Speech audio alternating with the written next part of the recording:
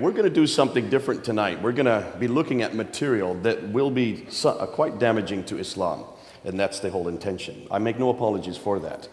I've spent 30 years confronting Islam, 20 years in London, doing it weekly at a place called Speaker's Corner. And one of the things that comes up over and over again is the problem concerning Muhammad and the Quran. Those are really the two pillars of Islam. Islam falls if the Quran is not true. Islam falls if Muhammad is not a prophet. And as I said this morning, we fall if the Bible is not true. Christianity falls if Jesus is not God.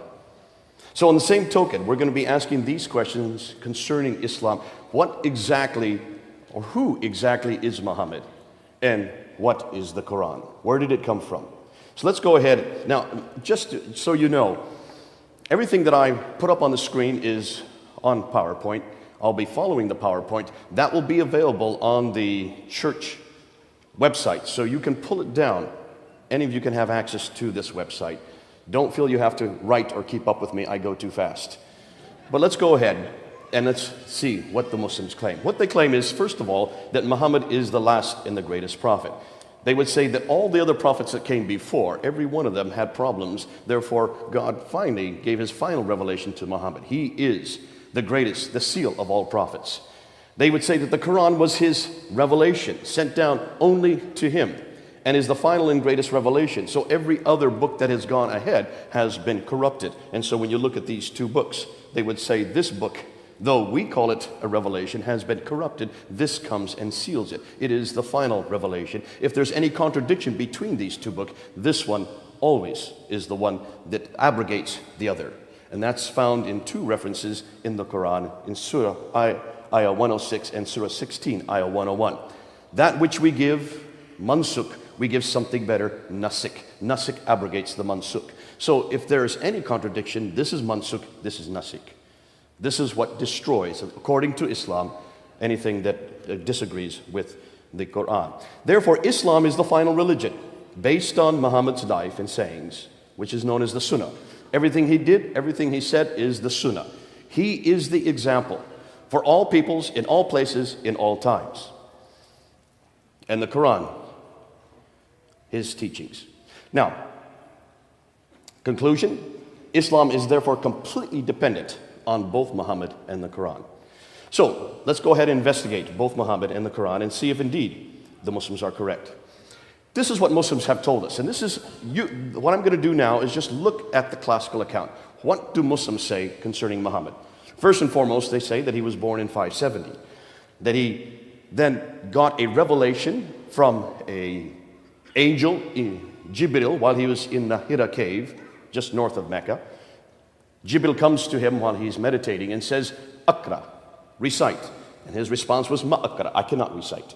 He was squeezed, and then the angel repeats the same order. That happened 3 times. Finally, the angel lets him go. He goes back to Mecca, tells the story to his wife, Khadija. She then gives a test to him, and he passed that test, and then she goes and tells Waraka ibn Nawfal, her cousin, what had happened. And Waraka ibn Nawfal, then, the cousin of Khadija, who was a Christian, stipulates that truly he is a prophet. So it's one of the ironies of history that the person that actually gave the pronouncement as Muhammad is a prophet was a Christian. This is according to their account. In 610 then, those revelations started coming, and if you look at the Quran and you just basically put it in half. Now this Quran, because it's in Arabic, it starts from the right and goes to the left. So for if you just split it in half, the first part of the Quran, or what we know as Medina, the second would be Mecca, the name of the 2 cities where he lived. So this would be Meccan, though it's the latter half of the Quran. This would be Medinan, though it's the first half. Confusing, isn't it? Just turn it upside down and you get the right sequence. But it basically says that this part, the latter part, was revealed between 610 and 622, the first 12 years. In 621, he was woken up in the middle of the night, told to get on the back of the winged horse called Burak there in Mecca, and he flies up to Jerusalem, where in Jerusalem, on the rock, where the Dome of the Rock is built, he then ascends the 7 heavens, meets Allah. Allah tells him to pray 50 times a day. He says, okay. He comes down 2 heavens to the 5th heaven. He meets Moses. Moses says, how many times did he tell you to pray? And he said, well, I was told to pray 50 times. He says, no, go back up and see if you can get it down. So he goes back up to the 7th heaven, gets it to 45, comes back to Moses. No, still too many. So he goes back and forth, bouncing between Allah and Moses, and brings it down from 45 to 40 to 35 to 30, down to 15, down to 10, finally to 5 prayers. Once he gets it to 5 prayers, then Moses, okay, that's enough. So it's Moses that actually stipulates how many prayers Muslims are to pray a day. Comes back down then to Jerusalem, gets back on the Buraq, the wing horse, and flies back to Mecca. That's called the Miraj. That happens in 621. In 622 then, he then moves from Mecca up to Medina. That's called the Hijrah, the Exodus, with about 80, some say as many as 200 followers. And that is because of the problems he's having in Mecca. And then from 622 to 632, the last 10 years of his life, he receives the Medinan material, which is all the first part of the Quran. This material here. Now, there are some Meccan references in Medinan, and there's also some Medinan in the Meccan. But rule of thumb, that's Meccan, that's Medinan. Then from 630, he then goes into Mecca, and he takes over Mecca. He then controls all that central part of Arabia, called the Hijaz, and he dies in 632. Suddenly, some believe he was poisoned. From 632 to 634, Abu Bakr then takes over, rules for 2 years. He dies peacefully. From 634 to 644, Umar then takes over, and he is one of the ones that moves out and starts confronting and basically conquering many of the great cities of the Levant.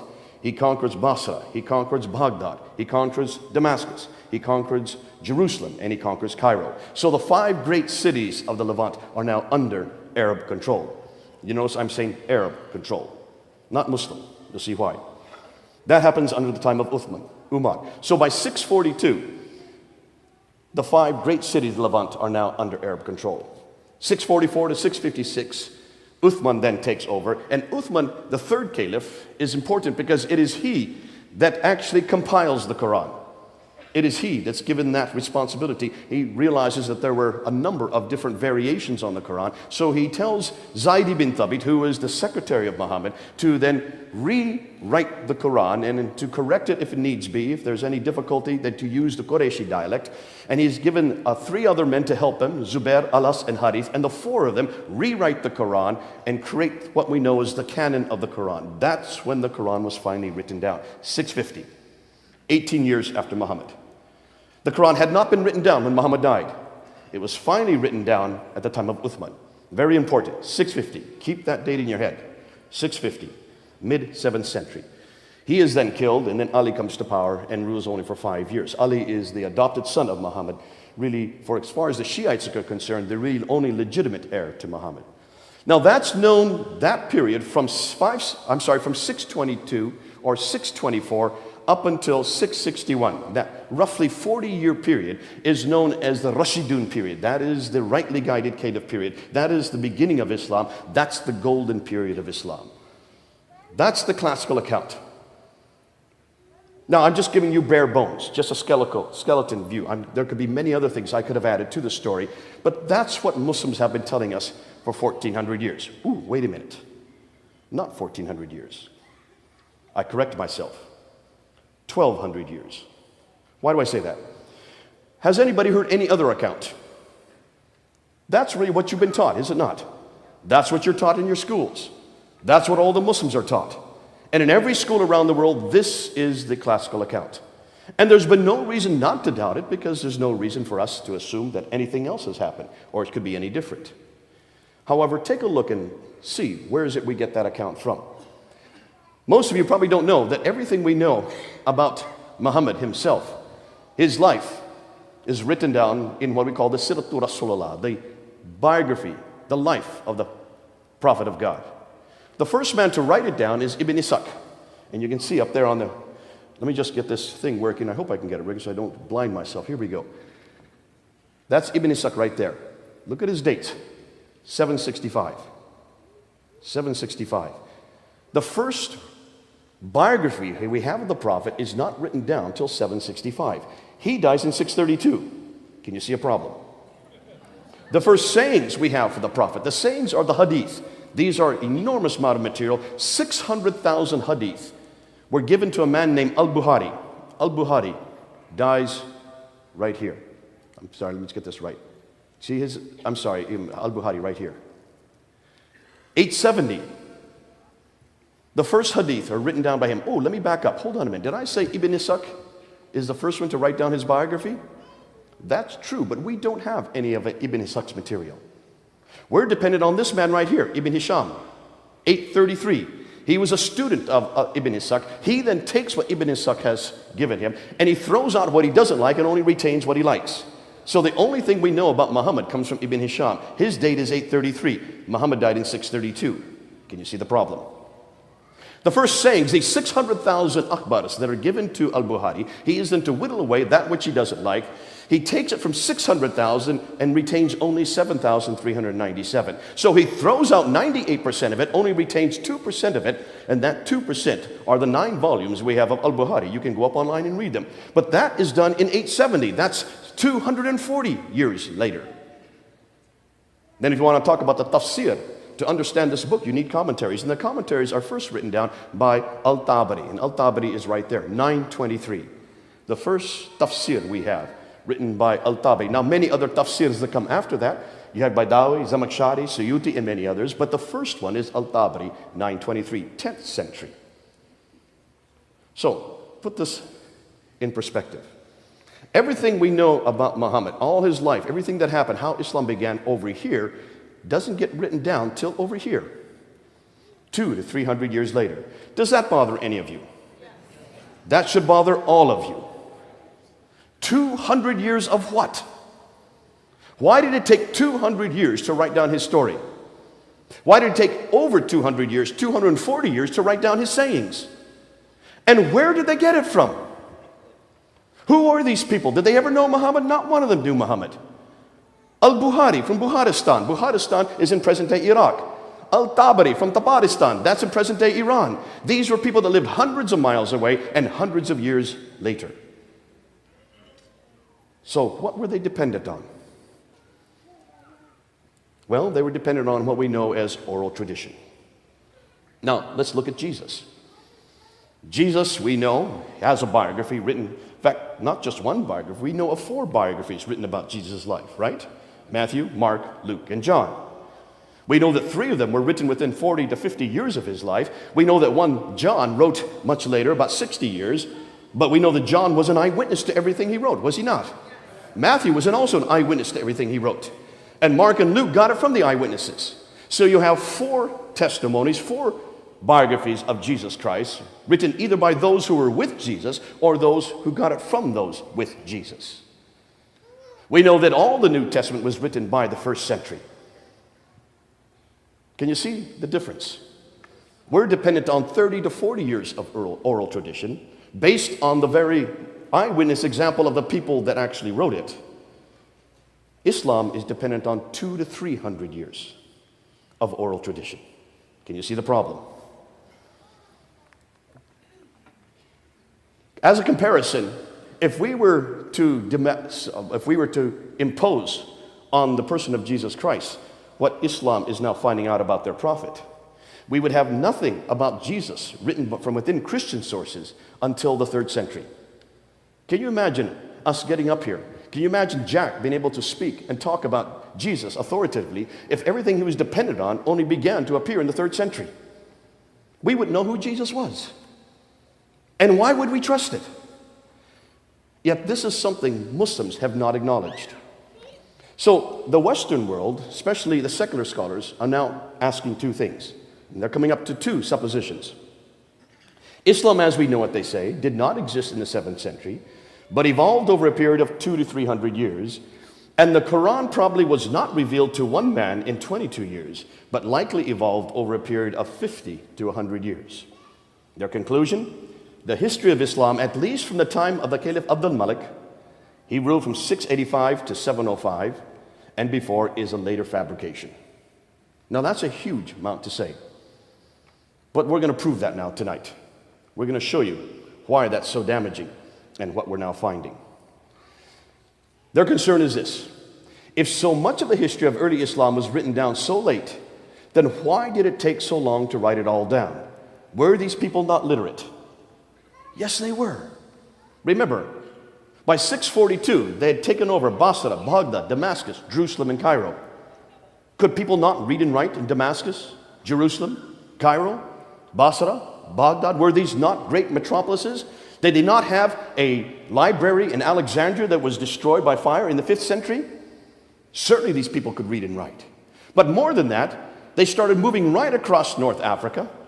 By 661, they had taken much of North Africa. They started moving the other direction towards India. And by the end of the 7th century, by the time that Abdul Malik comes to power, they controlled all the way from Spain in the west to India in the east.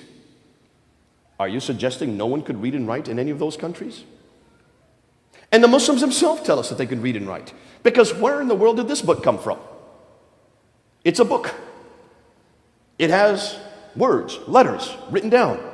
According to Islamic tradition, it was written down by Zayd ibn Thabit. Who was Zayd ibn Thabit? He was a secretary of Muhammad. How can you be a secretary if you can't read and write? They themselves tell us that this book was written down in 650, under the time of Uthman. So you can't make up that excuse, though Muslims are trying to make up that excuse now. You can't make up that excuse. And where did the biographers get their material from? If it was based on oral tradition, do we trust oral tradition? If I tell you something in your ear and you tell your wife and she tells another woman, by the time it gets to him, what I tell you and what he tells me are two different things. You ever played that game? It's a great game to play. We do it all the time in birthday parties. Chinese whispers, sorry Chinese, or telephone. And this is a game that shows exactly the problem with oral tradition, especially oral tradition, if it's based on someone that's important to your identity, as Muhammad would be. It gets embellished all the way. Therefore, they're asking, can it be trusted? Should we not instead go to the period these events took place? Should we not go back to the 7th century and see what we find? So, what are they finding? Well, let's take a look at that map real quickly. You can see right here, by the time 661, Islam had, sorry, did I say Islam? Ooh, forgive me. The Arabs had already moved out from this part of the world over into this part of the world, all the way up into here. All that land was under their jurisdiction. I'm losing my... Do we have another one of these? I just think I ruined this one. Here we go, there we go, back again. This area all the way to that area was under their jurisdiction. So we're not talking about a people that were destitute. We're not talking about a people that were persecuted. We're not talking about people that were oppressed like Christianity was to begin with. Remember, Christianity for the first 300 years were underground. They were persecuted. Our scriptures were destroyed. The Diocletian Edict in 300 destroyed many of our manuscripts. Islam can't make that excuse. They controlled this whole swath of land. They controlled these cities. There's no way in the world that any of these Qurans should have been destroyed or lost or burnt. So there's a whole new school now that's asking some disturbing questions. Men like Dr. John Wansborough, head of department at School of Oriental and African Studies, who wrote 2 books in the 1970s, Quranic Studies and Sectarian Milieu. These 2 books that were written in the 1970s blew open this whole notion that Islam began with a man named Muhammad. Dr. Hawting, who I studied there at the School of Oriental and African Studies in the 1990s, who has taken much of John Wansborough's material and has put it down to layman's terminology so we can understand it. Dr. Patricia Corona, who was my supervisor when I began my doctorate there in Cambridge University. Dr. Patricia Corona from Denmark, she can read and write 15 languages, all archaic languages. How many of you can read and write 15 languages? Dr. Andrew Rippon from Calgary University in Canada has probably one of the best books written on how to understand this historical material that you can read. Dr. Robert Hoyland, Dr. Hoyland, who is out of Oxford University. He was my second supervisor when I began. He reads and writes 18 languages. These are linguists. These are people that are going back to the original documents. And that's why they're so dangerous. Dr. Yehuda Nevo, out of the University of Jerusalem, who's probably done the best work on looking at the oldest Islamic, or what we know as Arabic inscriptions. And he's probably done a devastating work we'll talk about a little bit more later concerning what we now know about Muhammad. And then from the German school, Dr. Luling, Dr. Prin, Dr. von Bothmer, Dr. Oleg, from Saarland University in Saarbrücken have probably done the best work on the Islamic or the Quranic manuscripts. And we're going to introduce some of their material tonight. But there have been 2 books and 1 documentary which are paving the way. And these are books you can read. The first one was written by Dr. Tom Holland. Dr. Tom Holland was a friend, still is. He and I went and had dinner back in 2006. I had just done a documentary with him on St. Paul. I told him at dinner afterwards that I'm not really an expert on St. Paul, but that he, as a historian, needs to change gears. Now, this man has written 3 bestsellers in Britain. He's considered to be one of our most celebrated historians in Britain today. He wrote Rubicon, which is the fall of the Roman Empire. He wrote Millennium, the fall of the Byzantine Empire. And he wrote Persian Fire, the fall of the Persian Empire. So I turned to him and I said, hold it, stop and think, Tom. These empires fell in the 7th century. What came next? And he said, well, Islam, of course. I said, exactly. You're the best equipped to write the next chapter. He said, well, what should I do? What is it you're talking about? I said, well, just write this down. So I gave 10 historical challenges in 2006. He wrote them down quickly, and that's the last I heard of Dr. Tom Holland until last year, 2012. Someone phoned me and said, have you looked at the Sunday Times? There on the cover of the Sunday Times was that book up there on the right, written by Dr. Tom Holland, In the Shadow of the Sword, was featured on the Sunday Times. He was going to have a meeting to introduce that book at Oxford University. So I went to that meeting. As soon as I walked in, he came up to me, grabbed my hand, and says, because of you, I wrote this book. He took 6 years to write this book. He went back to Dr. Patricia Coroni. He went back to Dr. Hotting. He went back to all the best scholars in the world. He took their material and then he wrote it so you can understand it. He has done you all a favor. You need to get that book. Now it's 400 pages long. Don't read it in one night. Right now, as of last month, the hardback, which you see here in Britain, that's the hardback, is number 1 on the bestsellers list for all Islamic books. His paperback, which is the red one right there, is number 2 in the bestsellers list in the Islamic section. Guess what's number 3? The Quran. Both the hardback and the paperback are outselling the Quran. Now your edition is this one right here. Yours is in white. I don't know why they've changed it. It's the same content in between. It's just a different cover. Go and get that book and read it, because it will explain much of what I'm going to talk about tonight.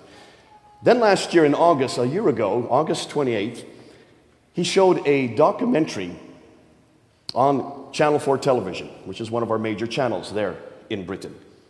It's only 90 minutes long, and he took what he had written in the Shadow of the Sword, called it Islam, the Untold Story, but he bent over backwards not to come to any conclusions. And he even had a Muslim scholar on the show with him to react to what he was saying.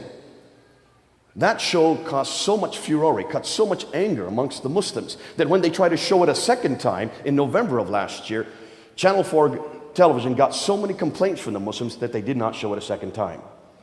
Now, you are not permitted to see that show. No one outside of UK can see that show. They don't want the rest of the world to see it. That's how damaging it is. Doesn't matter, I have it right here on my computer. So we're going to give it to the church, and any of you that want to see it, please look at it. It's only 9 minutes long, and you will see why this is so damaging to Islam. Now, another man is Dr. Dan Gibson. Dr. Dan Gibson is an archaeologist. His father was an archaeologist. His grandfather was an archaeologist. He grew up in an archaeological environment, and he decided to move to the Middle East, and for the last 20 years, he has been living amongst the Bedouin, moving around the Middle East and looking at all the geographic places that are mentioned in the Quran. When you look at the Quran, you will see there are many geographical locations. And he came out last year with this book, Quranic Geography. Now, you can buy the book if you want to, but just go up online and order the PDF. It only costs $15. Get it, look at it, and see what it says. Because this book is going to do damage, enormous damage, to the emergence of Islam. And you'll see why. I'm going to share some of that material tonight. But let's go through and find out what these Orientalists, what these revisionists are finding. Take a look and see up there on the screen what they're finding. First of all, what they now find is that the first Arab inscription referencing Muhammad is not till 691. We hear nothing about Muhammad from any Muslim sources until 691. Muhammad died in 632. It takes 60 years before any Muslim or any Arab refers to his name. That's curious. Secondly, the first reference to the people called Muslims is not till the 690s. There's no reference at all to anybody called Muslims until 690. Now remember, who is ruling the Arab world in 690? Abd al-Malik. Abd al-Malik came to power in 685, and from 685 to 705, he was the ruler. It is he that introduces Muhammad's name. It is he that introduces the name Muslim. What is the name that these people who were conquering all these cities called themselves? They call themselves Saracens. They call themselves Maghrites. They call themselves Ishmaelites. They call themselves Hagarenes. They call themselves Muhajiruns. What does that mean? A Saracen really is a name for an Arab. The Ishmaelites and the Hagarenes, that's of course their inheritance. They look back to Abraham through Ishmael to Hagar. The Maghrites, that's the place that they come from.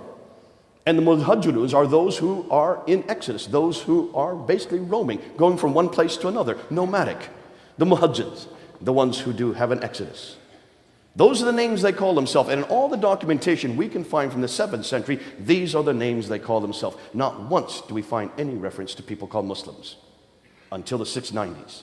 That's troubling. There's no reference to any religion called Islam until 691. It is first introduced on the Dome of the Rock in Jerusalem, where Amir is from. It is there on the Dome of the Rock, on the inner ambulatories, that we find the first reference to Muhammad as a prophet. It is introduced by Abd al-Malik in 691, and then introduced on coins in 692. So we have no reference to Muhammad as a prophet, or any reference to Muslims, or any reference to a religion called Islam until 691, 60 years after Muhammad. Now here's the hardest part. The first reference to Mecca is not till 741. Ooh, Muhammad died in 632. We're going to come back to that. That's so significant. We have to come back to that. And the first biography of Muhammad, as I said earlier, is not till 833. Now, Dan Gibson wanted to look, and he noticed that when you look at the Quran, you will notice reference after reference, about 65 references to geographical locations in the Quran. And what was interesting, 9 places are named, and the 3 that are named most often are the place called Ad, the people of Ad, 23 times, the people of Thamud, 24 times, and the people of Midian, 7 times. But these people in Ad, and these people in Midian, these people of Thamud are not anywhere near Mecca. Mecca is down here. These people all live up here, 600 miles further north. So if these people are being referred to all the time in the Quran, why is it they're not close to Mecca, where they should be? They're much too far north. We've got a problem with Mecca. There's only one reference in the entire Quran to Mecca. I don't know if you know that. But there are many places in the Quran where it says the settlement where the prophet came from. Even Muhammad's name is not referred there. Only 4 times will you find Muhammad's name in the Quran. Always you'll find the messenger, or the prophet, or the place of the prophet, or the settlement of the prophet. But it doesn't say which prophet. Muslims haven't put the name Muhammad in there in parentheses. They've included it in there. They've imposed it in there. But that's not what it says in Arabic. Did you know that? So we know there's a prophet. We know he comes from the settlement. But who is this prophet, and from what settlement? That's what we're trying to ask. When you look at Mecca, you will see it also has many problems. According to the Quran and according to the traditions, it mentions this settlement where the prophet comes from is in a valley, has a parallel valley, has a stream going through it with a pillar of salt right outside of it, from which the prophet would go past in the morning and come back in the evening. The pillar of salt, that of course, is the wife of Lot. With fields, trees, grass, clay, loam, olive trees are there in this settlement. And that mountains are overlooking the Kaaba. It refers to the Kaaba. But take a look at Mecca. Mecca has no valley. It's a plain. It has no stream. It only has one well, the Zamzam well. There is no pillar of salt anywhere near it. That's 600 miles further north. There are no fields. There's no trees, grass, clay, loam. There are no olive trees. There are no olive trees in all of Arabia. The only olive trees you'll find are around the Mediterranean, 600 miles further north. Mountains overlooking the Kaaba, the closest mountains are 5 kilometers away. There's a problem. Mecca is not in this valley. It has none of these listed above because it is too arid and too dry. Why hadn't anybody noticed this before? The Kaaba that is mentioned, we are told that it resides in the mother of all settlements, but doesn't say where that settlement is. Tradition tells us it is where Adam and Eve were cast down to in Surah 7, Ayah 24. And Muslim tradition tells us that that reference is referring to Mecca, but it doesn't say so in the Quran. That comes to the traditions that are written in the 9th and 10th century that say it's Mecca. And if that is the case, that means Mecca is the oldest city in history if Adam and Eve were sent there.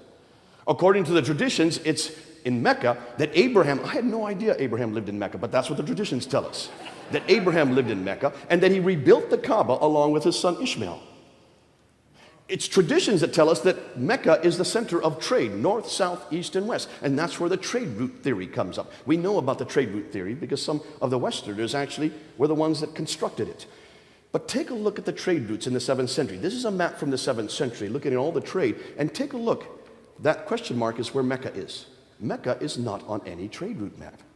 Mecca is not listed anywhere in any map. There's no reference to Mecca in any documentation from the 7th century. Take a look and see what is listed. Petra. Petra is the center of the trade, right up there. Mecca should be right there. There's a big question mark there, where Mecca is today, but not on any trade route. And take a look at the trade route. This map here, Dr. Patricia Corona looked at, and I hope this, I'm having a little bit problem with my pointer, but see if this works. All the trade was coming from India and China over in here. And of course, they could have gone this direction to get over to the Mediterranean world, but you have mountains. They have the Himalayas and the Hindu Kush. So they had to take the trade across the Arabian Sea here from the western coast of India. And usually they went up through the Persian Gulf and then over into the Mediterranean world. But then there were big wars between the Sassanids, who were the Persians, and the Byzantines, who were the Christians. And they were warring at each other for about 200 years in the 5th, 6th, up to the 7th century, which meant that all the trade had to be redirected down through the Arabian Gulf, Arabian Sea, over to Aden, down here in the south, taken off board ship, and they went across on this line, going right up to Najran, Sana, up to Taif, then according to Islam, down to Mecca, up to Yathrib, which is the archaic name for Medina, and up to Tabuk, Khaybar, and on up to Gaza in the north. That's the trade route theory. Have you all heard this theory before? Every Muslim tells me about this theory, and every Orientalist has said that's the trade route theory. That's what made Mecca rich. My 10-year-old son saw a problem with that theory. See if any of you can see a problem. Don't look at me, look at the map. Do you see a problem? Does anybody see a problem with that theory? Mr. Navy man, you should know it right away. There you go, the Navy man gets it. There's a sea going right up the west coast. Why didn't they keep it on board ship? That's 1,250 miles by sea. Remember, Dr. Patricia Crone found that you can go 50 miles by land for the same price as 1,250 miles by sea. It's much cheaper to go by sea. That's why we even do it today. All the cars that you're driving out here that are Toyota, that are all the other products that are coming from China do not come overland, they all come by sea.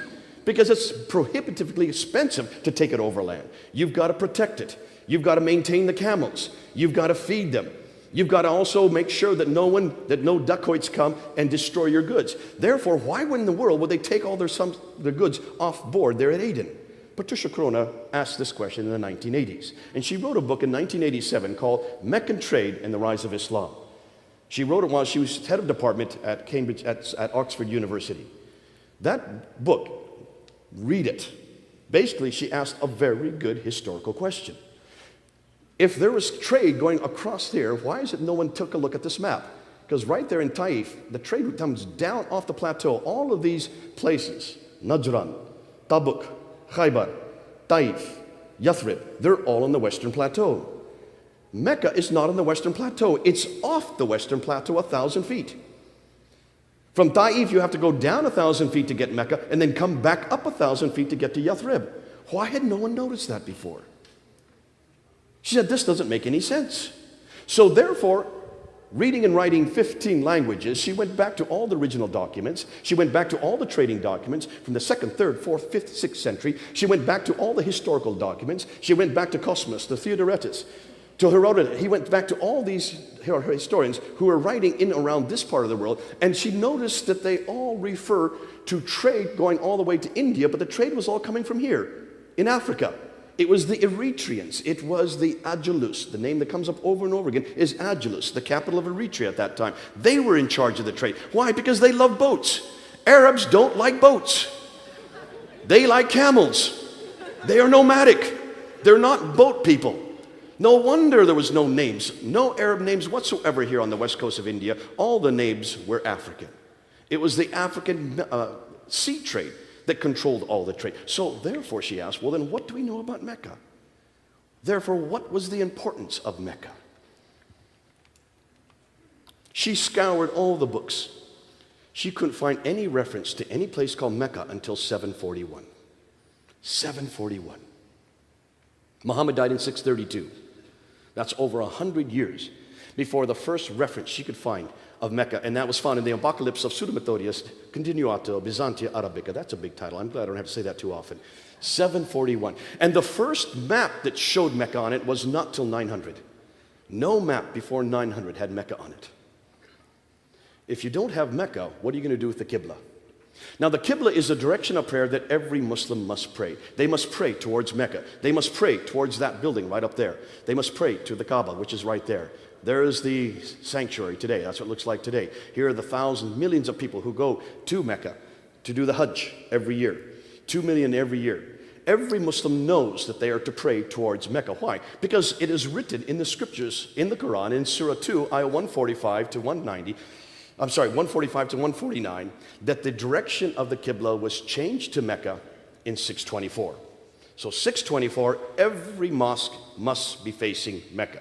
More than that, if you're praying anywhere around the world, you will notice that when you go to a mosque, you have a mihrab, this little structure here that shows where the direction of prayer is. When I was in Kuala Lumpur, in my hotel room, there was the Qibla right there on the wall, showing me what direction to pray while I was there in Kuala Lumpur. Today they use these kind of instruments, and now today we use an app on an Apple phone. So you can always find where you're to pray, doesn't matter where you are in the world. You always know where Mecca is. The Qibla is sacrosanct and has been canonized since 624. So that means every mosque should be facing Mecca, right? Because there were no mosques before 624.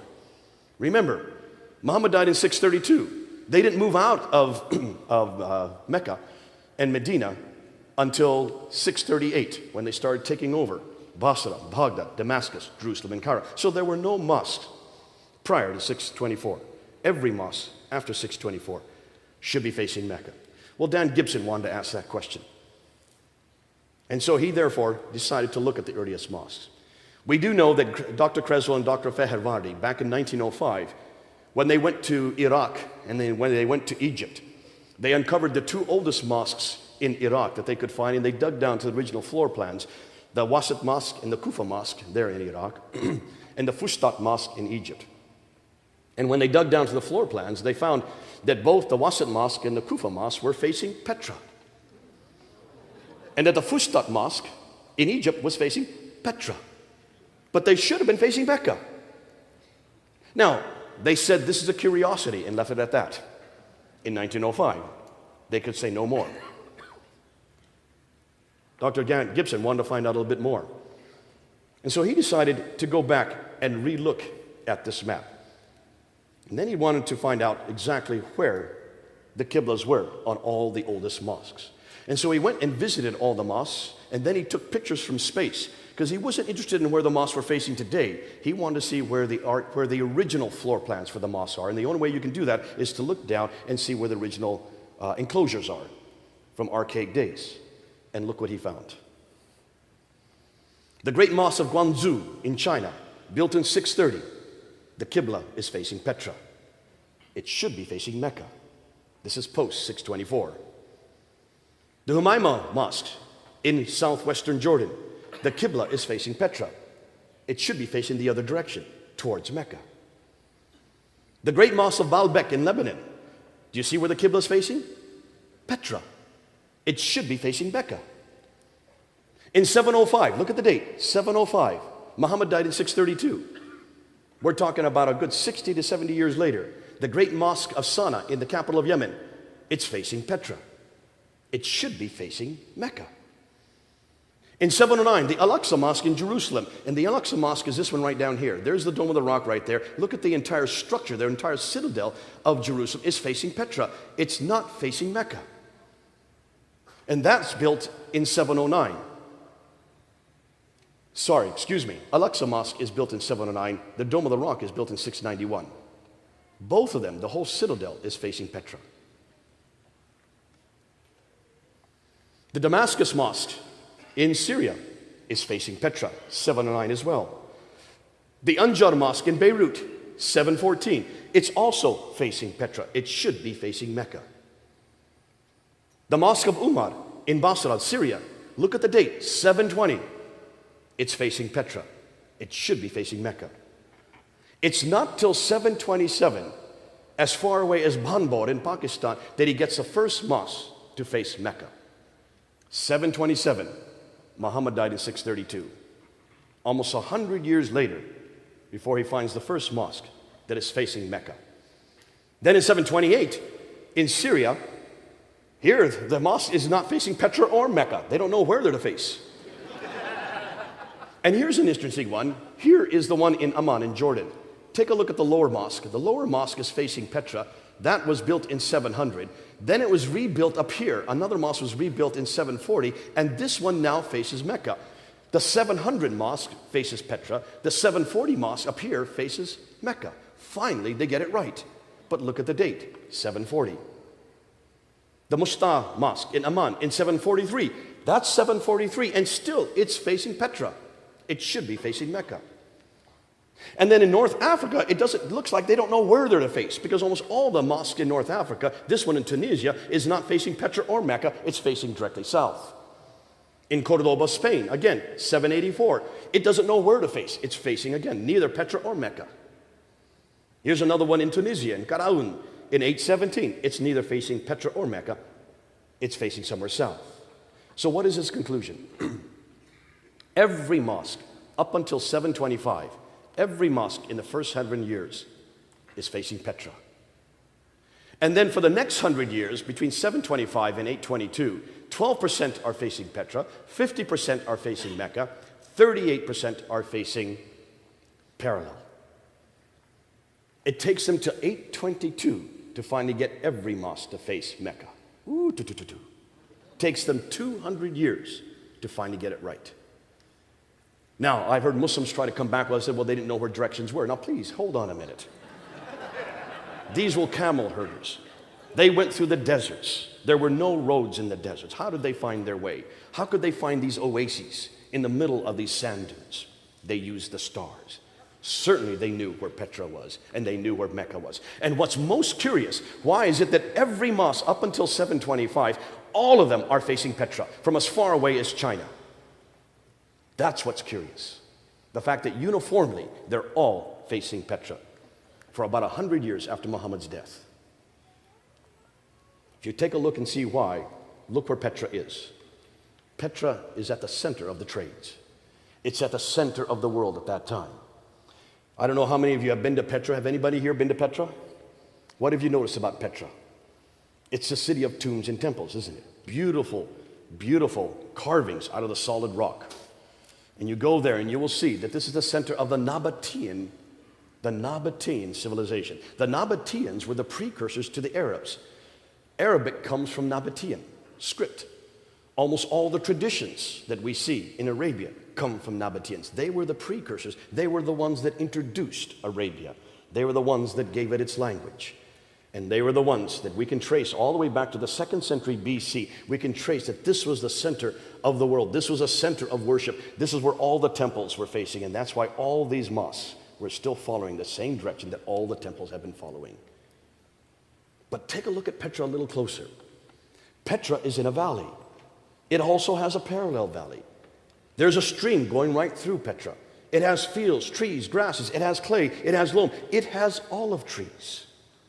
It is near the pillar of salt. In fact, it's Petra in a valley, has all of the items listed in both the Quran and the traditions. Thus, it looks like it's Petra that is a place the Quran and the traditions are referring to. Why is that significant? Remember, we don't know nothing about Muhammad until the late 7th century. We know no reference to him until the 690s. His biography is not even written till the 9th century. His city of Mecca isn't referred to until the 8th century. Thus, much of what we know of Muhammad is written down hundreds of years later and hundreds of miles away. It looks like he is nothing more than a later redaction, possibly by Abdul al-Malik. Hold that under your hat, because now we get to the real juicy material. This is the one that I just found out about a few months ago. And I did a debate on this on June 22nd. And this has to do with the Quran, this book. See, if you can push Muhammad back quite a few years, But what are you going to do with this book? Because this is the foundation of Islam. That's why we have confronted this book, and I've been doing so for now 30 years. What are we going to do with this book? Because this book is what every Muslim has to adhere to. This is the book that has always been. This is the book that is uncreated. This is the book, according to Surah 85, Ayah 22, that comes from those eternal tablets that have always coexisted with God. Therefore, it's co-eternal with God. This book cannot be critiqued. This book cannot be criticized. This book has no history. It is revealed to a man named Muhammad over a period of 610 to 632, 22 years, according to every Muslim. Whether they are radical, nominal, or liberal, every Muslim believes that this book is the uncreated Quran. Can you see what they're saying? The Quran is the greatest wonder among the wonders of the world. This book is second to none in the world according to the unanimous decision of the learned men in points of diction, style, rhetoric, thoughts, and soundness of law and regulations to shape the destinies of mankind. That's in the hadith, the Mishkat al-Masabi, which is a compilation of the 6 most authoritative hadith. Muslims will say, Muhammad hath forged it. Answer, bring therefore a chapter like unto it, and call whom ye be to your assistant besides Allah if ye speak. This is the greatest of all revelations, they tell me. I've had many debates. I remember doing a debate with Sheikh Omar Bakri Muhammad there in Trafalgar Square, right there on Nelson's column, in front of 5,000 Muslims who were there to have a rally for Islam in an August afternoon. There, back in the 1990s. I got up, he asked me to come up onto the plinth with him. Sheikh Omar Bakri Muhammad is probably the most radical cleric there is. And we had a debate, impromptu debate for about 45 minutes in front of all these thousands of Muslims on the Quran itself.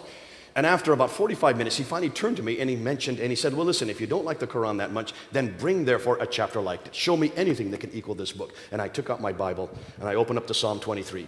And I just started reading Psalm 23. And I started reading it, they turned off the microphone. So I spoke up, I went to the edge of the plinth and I used my speaker's corner voice, which is pretty loud. And I finished Psalm 23. I turned towards the Sheikh. And I said, you show me a chapter like that. Show me any chapter that can equal Psalm 23. And I could have gone to Psalm 1 or Psalm 2 or any of the Psalms. I could have gone to 1 Corinthians 13. I could have gone to Matthew 5, Matthew 6, any of my favorite chapters. And you will find that many chapters, many verses are superior to the Quran. So when it happens to you, you say the same thing. Yet for today, what we need to ask is, this is what the Muslims claim. It is the greatest of all revelation. It has never been created. That means every word, every letter that's in this book, in the Arabic, is the same that's there in heaven on the tablets.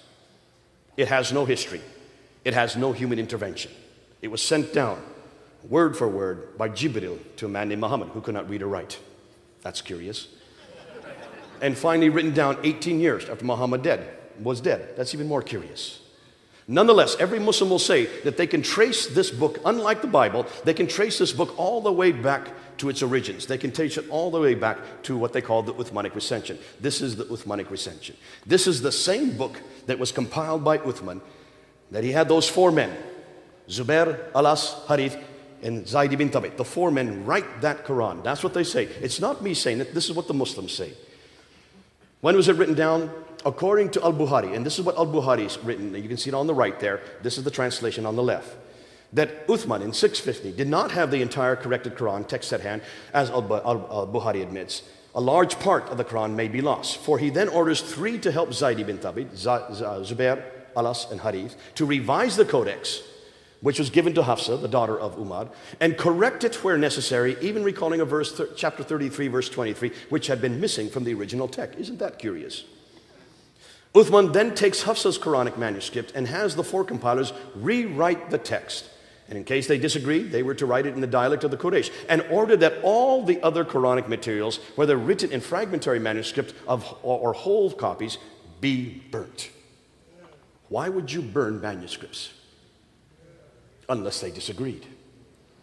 He then sent every Muslim province 1 copy of what had been copied. And that's what Muslims have told me for 30 years. And that's what you've heard, that 4 copies were then made of the original Quran. 1 was left in Medina, 1 was sent to Basra, 1 was sent to Baghdad, and 1 was sent to Damascus. Have you heard this? Every Muslim will tell you this. And if there are any Muslims here in the room tonight, you will agree that there have been 4 original copies. Where are those copies? That's what we're asking tonight. Where are those copies? And I've asked this for 30 years. And in every debate, I've asked, where are those copies? Now, Muslims always tell me that two of the copies still exist today. One is called the Topkapi manuscript, which is in the Topkapi Palace, there in the Topkapi Museum in Istanbul, in Turkey. And the other is called the Samarkand manuscript, which is in Tashkent, in Uzbekistan. This is the Topkapi manuscript, and there's a picture of it. The Topkapi manuscript. If you look up on the screen, you will notice, if you look carefully, you can see some blood stain right there. See some blood stain on it right there?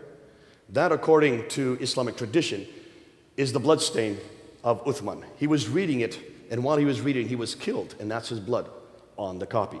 So this is an original Uthmanic recension. This is what every Muslim tells me. And if there's any Muslims here tonight, please tell me I'm wrong. Because this is what every Muslim has told me. This is the original copy. In Turkey, in Istanbul. And there's been no reason for me to disagree, because I've never been able to look at it. None of us have been able to do any study on it. We can't do any forensic testing. I'd love to do some accelerated mass spectrography. I'd love to be able to do some carbon testing on it, dating it to make sure that this is from the 7th century. We're not able to touch it. No one can touch it. This is the other one, the second one, the Samarkand. There's a picture of it up on the wall. The Samarkand is in Tashkent. That, according to Muslims, is the second manuscript. These are what are known as the Uthmanic recensions. Now, since no one has been able to look at it, of course, there's been a problem. We've just had to take them at their word. That wasn't until 2002. In 2002, two men in Turkey were then given access to this manuscript and also to the Tashkent manuscript. These two men are known as Dr. Ekmeledin Ihsanoglu and Dr. Tayyar Altıkılıç. The reason they were given access to it is because they are the ones that actually control those manuscripts. They live in Turkey. Dr. Tayyar Altıkılıç is the world's scholar, leading scholar in Quranic studies, ex-president of Turkish Religious Affairs, deputy in the Turkish parliament. He was given access to it in 2002, and for 5 years, he was able then to look at it from 2002 until 2007. I was only given his response. I was only given their response in May of this year, and here it is right here. This is 83 pages long. Actually, it's a 1,000-page book that they finally wrote. I only found out about this in May of this year. And let's hear what they are now saying. Now remember, these are the only scholars who have been given access to any of these manuscripts. And it's not just these two. I'll go about 4 other manuscripts as well. According to Dr. Ertan Ihsanoglu, he says that the Topkapi manuscript is not Uthmanic at all. Nor do we have any of the copies of these mushafs. These mushafs, that's the manuscripts, date from the later Umayyad period. Dr. Tayyar Altıkılıç goes on, he says there's no serious scholarly work has been done on them. These mushafs date from the early mid-8th century. They are not Uthmanic, nor copies sent by him. The Topkapi manuscript, in fact, he says, has 2,270 manuscript variants. That means consonantal differences between that manuscript and the text that we have today. 2,270. The Tashkent manuscript. He said when he looked at it, he realized that there were some problems here. It was obvious that whoever wrote that manuscript did not know Arabic very well. It has undisciplined spelling, different writing styles, scribal mistakes, copyist mistakes, written by someone with little experience, with later additions, and it only goes up to Surah 43. There's 114 surahs in the Quran. It's not even complete. Then he was given access to the Huzayni manuscript, which is another one of these supposed Uthmanic recensions. Dr. Tayyar Altıkılıç said this is not Uthmanic. It is dated from the early mid-century. The Paris Petropatalines manuscript, which is in France, in Paris, done by Dr. François Deroche, says that there are 5 different copies. Corrections were made to the text. When comparing with the Cairo edition, which is this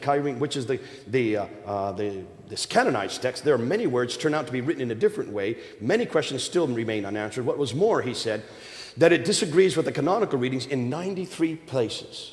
Why haven't we been told this before? When they looked at the Ma'il Quran, which is in London, which is where I live, the Ma'il Quran, considered to be the second oldest Quran, dated to the late 8th century. It is not 7th century. It is not even complete. It only goes up to Surah 43. And then when they looked at the Sana manuscript, probably the most damaging, the Sana manuscript, which was discovered in 1975 in Yemen, the Germans were permitted to look at it in 1981. Dr. Gerd Quinn and Dr. Karl-Heinz Oleg then looked in 1981, and they found that there were many deviations mentioned in later manuscripts. Just take a look at this picture here. This is from their copies of it. Here you have Surah 19. That's written in Hijazi text. That's the script that would have been around in the 7th and 8th century. From 19, right at that yellow mark, it jumps to Surah 22. What happened to Surah 20 and 21? Surah 21 begins over on the next page in a completely different script, in a much later script. There's about 60 years between these two pages. So why haven't we been told this? Yet this script here is dated to 705, over here to the late 8th century. Take a look at every one of those orange marks. Every one of those orange marks are what we know as manuscript variants. That means words or phrases in that script that's different than the canonized text we have today. There's over 1,000 of these manuscript variants. Yet Muslims tell us that the Quran has never changed. The Quran has always remained the same. That this is God's holy text. That it is complete. And that it was complete by the time of Uthman. There's another picture of another page. When they looked at the palimpsests, now when they noticed that all of these manuscripts are written on skins, animal skins. We know them as parchment or vellum. And when they would write on the animal skins, they would wash it off and then write over top. And if you look carefully, you can see there's some writing underneath. See the writing underneath there? See the writing underneath there? They notice this writing underneath, so they put it under an ultraviolet light, and by putting it under ultraviolet light, they can split the texts and bring them aside and look at the two texts. And the lower script is known as defective script, the upper script is known as the final script. When they looked at the defective script of the Sana manuscript, they noticed that that was from the time of Abd al-Malik, basically the last 2 decades of the 7th century. The upper script was the time just after Abd al-Malik, probably Marwan, or his son, Ibn Malik. And take a look and look at the script, and you will see that it does not agree with the Quran we have today. So what is that telling us? What was exciting is that on the back of every one of these folios, I have pictures of every one of these manuscripts, but on the back I have quoted what the Muslims are now telling us. What you read on the back of this, I can give this out to people if they want to come up and read it afterwards, are what the Muslims are now admitting. They are now admitting that none of the mushafs, none of the manuscripts are from the 7th century. That every one of the manuscripts is from the 8th century. Which means that the first manuscripts that even appear, that even come into existence, don't come into existence until 60 to 70 years after Muhammad.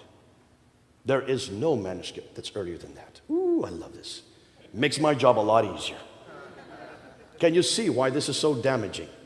Because if the first manuscripts that we see here, all these manuscripts, the Husayni manuscript, the Paris Petropolitanus manuscript, the Ma'al Quran from London, the Sana manuscript from Sana in Yemen, if all of these manuscripts do not appear to the 8th century, then you can see, of course, what this is going to do to Muhammad. This means Muhammad had nothing to do with the Quran. And in one fell swoop, we have destroyed the Quran and Muhammad simultaneously. And what happens to Islam?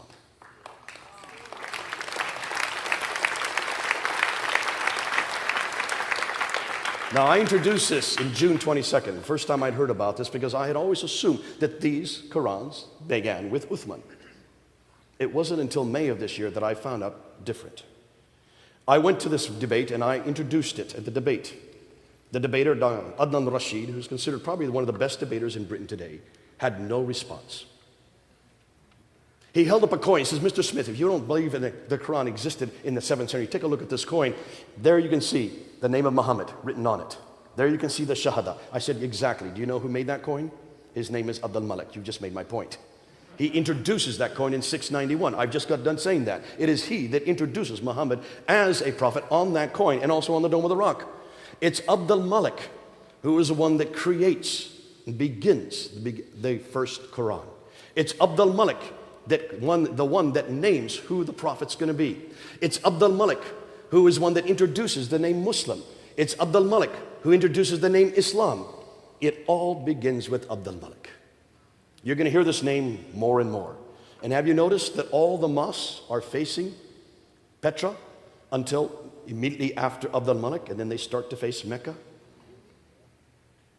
It all begins with Abd al-Malik. So who is Abd al-Malik?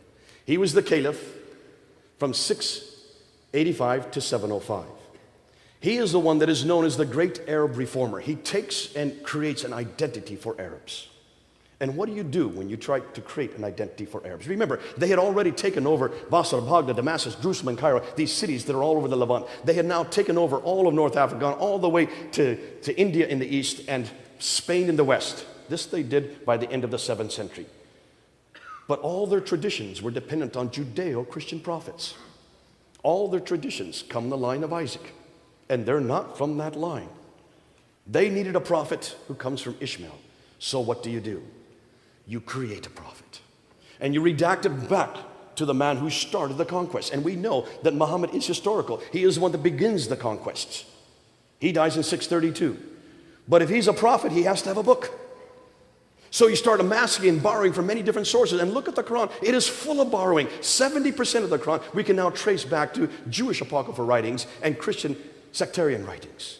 There's nothing new under the sun. They borrow right, left, and center. But when you start compiling it, there are going to be different Qurans. You can see there were different schools. There was one school in Damascus where a man named Abu Ubay ibn Ka'b had a manuscript that was different from Basra, where there was another Quran that was written by a man named Ibn Musa, which is different from another Quran that was in Baghdad named Ibn Masud, which is different from another Quran that was in Medina, written by a man Zayd ibn Thabit. You remember those names? These are all in their traditions. I'm referring to their own traditions. Dr. Arthur Jeffries in the 1930s looked at all these traditions, and he just looked at what they said about the Quran. And when he looked at the Quran, he found out that there were 11 different Qurans mentioned in the traditions, and there were 15,000 differences between these 11 Qurans. Now, why haven't Muslims told us this? Can you see it makes my job a lot easier? But can you see what we're doing tonight? Everything I've said tonight is now agreed by Western scholars. Western scholars are now concluding that the earliest Quranic manuscripts begin to appear in the 8th century. Muslim scholars conclude that the earliest Musafs appear in the 8th century. And now, finally, Islamic Awareness. Islamic Awareness is probably the biggest Muslim website that deals with manuscript evidence. They've been a pain in our side for the last 30 years.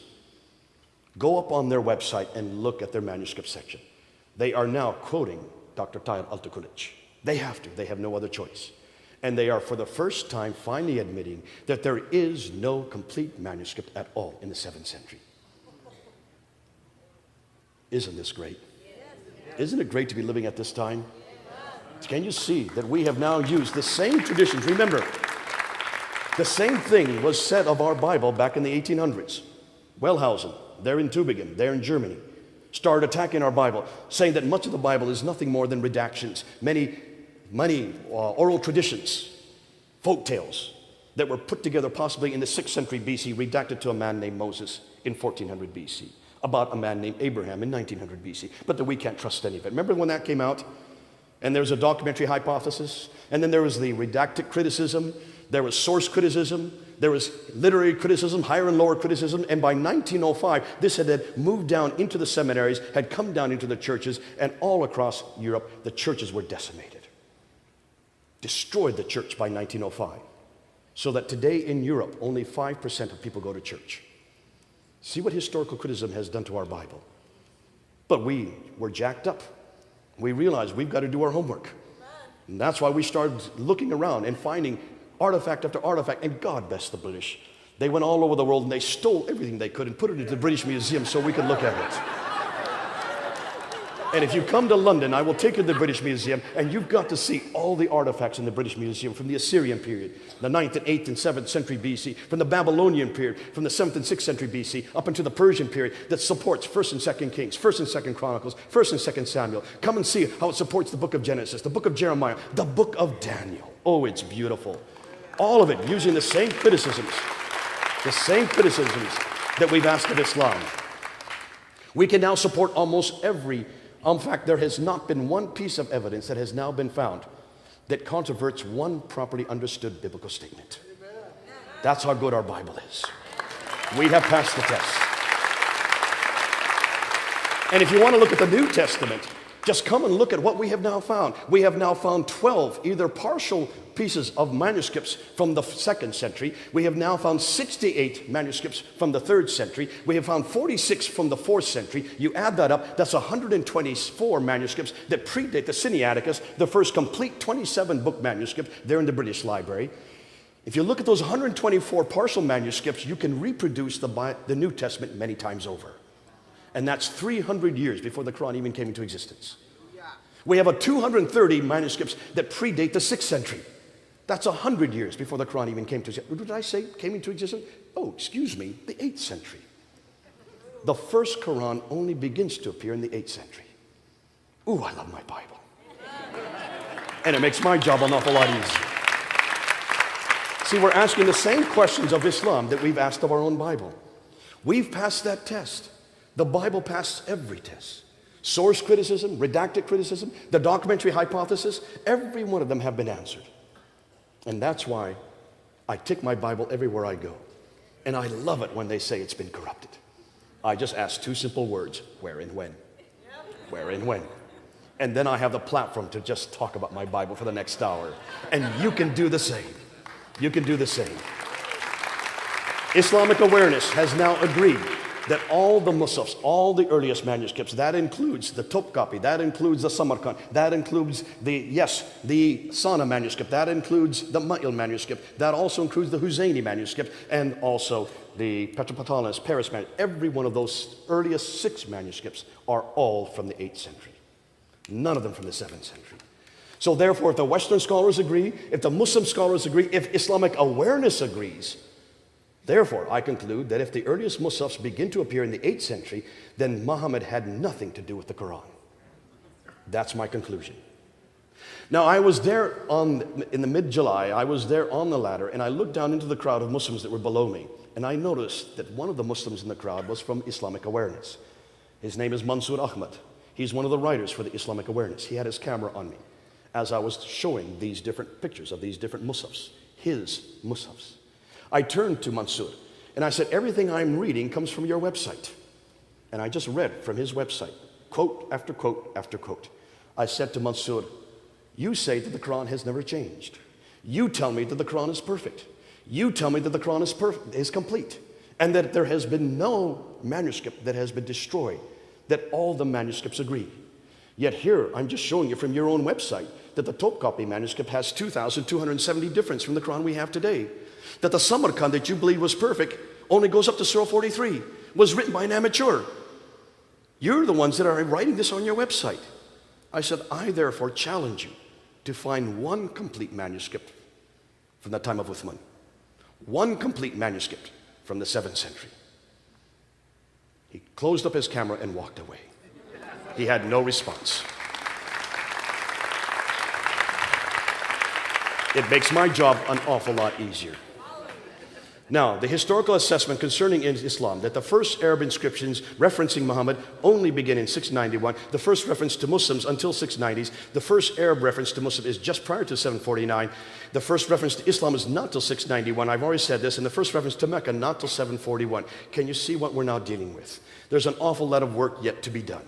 We now are going to have to piece all the pictures together. We don't have a complete understanding of what this all says.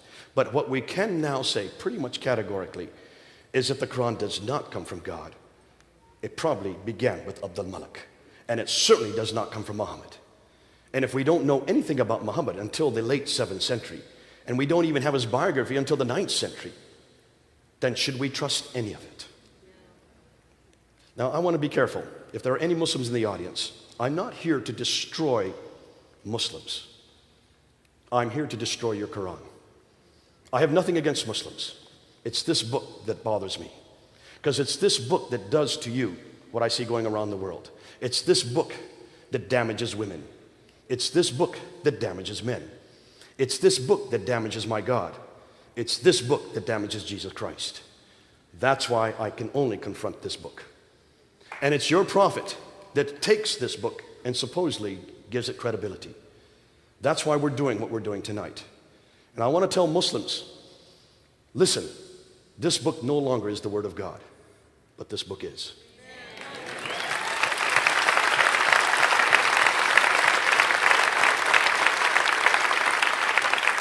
Please don't give up God. Come on home to this God. Please don't give up revelation. Come on home to this revelation. Please don't give up Isa. Come on home to Yeshua, the real Jesus. I love the passion of Muslims. I love the fact that they do love God and they want to obey God. I just want to bring them home to the real God. I love the fact that they are willing to give their lives for their Quran. They don't need to anymore. Give their life to Jesus Christ. So I ask Muslims in the audience tonight and those who are watching, please, I'm not here to destroy you. I'm here to bring you home. Come on home. Well, I want to welcome you to Calvary Chapel tonight, and we're excited because not only is there a crowd here, we usually have anywhere between 35 to 40,000 people that join us online listening to the live programs, but also as we are on hischannel.com, internet television worldwide tonight, and for good reason. We no doubt have a great audience. Why? Because we have an amazing opportunity tonight to have a man with us who is world-renowned in Islamic apologetics in this context. He's a Christian, a missionary, lives in London, American. I think he was born in India or some part of the world like that. A man who is worldwide with a passion to reach Muslims with the love of Jesus Christ. And Jay Smith's going to talk to us tonight. We're going to have a Q&A. I've got a stack of questions that people have sent in. And it is going to be a tremendous time. I've been boasting to all of you that we were going to have church services here with Jay that would be happening no other place on earth. And tonight's the night. Jay, it's awesome to have you with us. We love you. And thanks, Jack. We are going to be pretty, I would say, radical today regarding our program because I have got emails that have been sent to us. And I'm going to read them verbatim. And I want everybody to know that this is not rehearsed. This is raw. Jay's not seen these. In fact, I have to be honest with you, I've only seen a few of these. And so as we get into this, we put out there an email address that if you had questions on Islam, to send us your question. And so we're going to be going through these as really extensive as possible, but we also want to be sensitive to how many we do have. And so, we just pray that the Lord would honor our time together.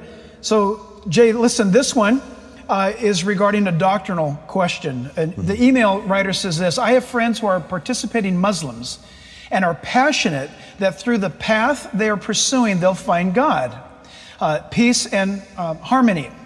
They say, which surrounds all those who believe in Allah. As I bring up the issue of terrorism and killing Christians and non-believers by Muslims around the world, they respond that those actions do not represent true Islam, that it's an attack against true Islam, that they're really peaceful brothers and sisters who are not violent, not into killing. How would you respond to that question? Good question. I think that's a question that an awful lot of people are asking, because most people who are watching, in fact, they're watching this program, have either met a Muslim or know somebody who knows a Muslim, and they're finding the same reaction from Muslims living here in the United States. Most Muslims you come across will say that Islam is a religion of peace.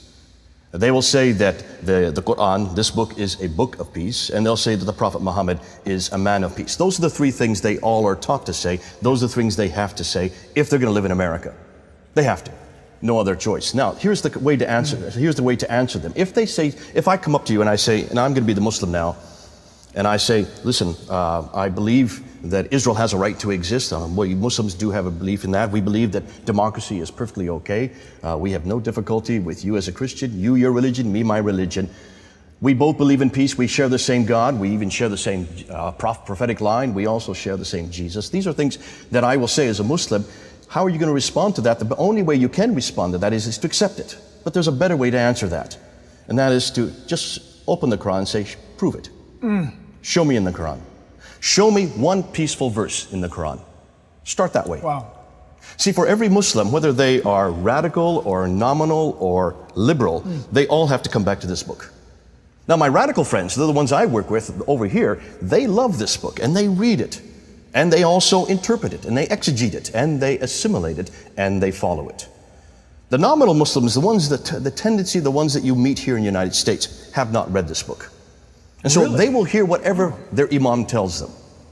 And many of the imams now living here in the Los Angeles area in the United States know that they dare not let people read this book, because if they read the book, they will get the true and they'll find that in fact, there are no real peaceful verses for people like me or like you. That's interesting, because I'll have a Muslim ask me, have you read the Quran? And you're saying that many Muslims don't read it themselves. No, for one very good reason. Well, we read the Bible, don't we? Yeah, sure. I hope you read the Bible. I sure do. I hope you do on Sunday mornings. I sure do. God And bless you. Every day in between. And your church demands that you read the Bible. Absolutely. Open its scriptures. Verse by and verse. take what the author is saying and then apply it to the people out there. Yep. So we are used to that. And you have Bible studies, and everybody is taught to read the Bible because it makes sense. Sure. From Genesis all the way to Revelation, Yeah. there's not too much here that's a mystery. Yeah. You try that with the Quran. Really? Try and see, in English, I'm not saying in Arabic, even in English, see if you can get all the way through it and find a complete story. Wow. You'll only find one. There is only one complete story in the Quran, and that's the story of Joseph in Surah 12. Stories don't begin, stories don't end. There's no transitional phrase to go from story to story. It's confusing. Listen, 20% of the Quran, even the Muslim scholars don't understand. Is that right? So you don't read the Quran to understand it. You don't have Quranic studies like we have Bible studies. So what do you do with the Quran? What's its purpose? For Muslims, there's only one purpose, and that is to memorize it. You memorize it, Yes. verse after verse after verse, but you always memorize the Arabic. 85% of Muslims don't speak Arabic. That's right. So all your Muslim neighbors here that you're talking to, if they said, I have read the Quran, what they're saying is, I have memorized parts of the Quran. And they will start memorizing when they're about 3 years of age, and as they grow up, they memorize more and more. Ask them if they understand anything they memorized. Interesting. I have a fellow back in London. He's memorized the entire Quran. He's known as a Hafiz. That's what we call them when they memorize the entire Quran. I sometimes, just to find out how good he is, I say, Surah 2, I 145. Tell me what it says. And he stops and thinks, word for word, perfect. Wow. And I say, what have you just said? He says, I have no idea. Oh my. Here he spent his, I don't know, Right. 20 years memorizing the entire Quran, and he doesn't hardly understand a word of it. So why do they do it? Yes. The Quran is not a book to be understood. The Quran is a book to get salvation. You get barakah. Barakah means you get blessings. And when every Muslim is born, an angel is placed on this shoulder, which records the good deeds. Another angel is placed on this shoulder, which records the bad deeds. So by memorizing the Quran, you're getting barakah. Barakah, barakah, barakah, barakah, barakah. Racking And the up whole some purpose, points. there it is. It's credits and debits. It's works. It's Human all works. exactly like every other religion made That's right. by man. That's right. Excellent. Miscellaneous, it says here under the subject, I have been hearing the last few years of Jesus appearing to those in Iran and in other Middle Eastern countries with dreams and visions directly. Is this true? And if so, can you give us an update on this being true? Yes, it is It true. is true. And this is the exciting thing. God's already at work with Muslims. We're not doing much.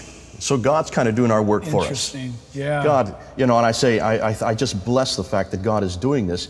He is appearing in dreams. And according to latest statistics, about 75% of Muslims that have come to Christ have had initial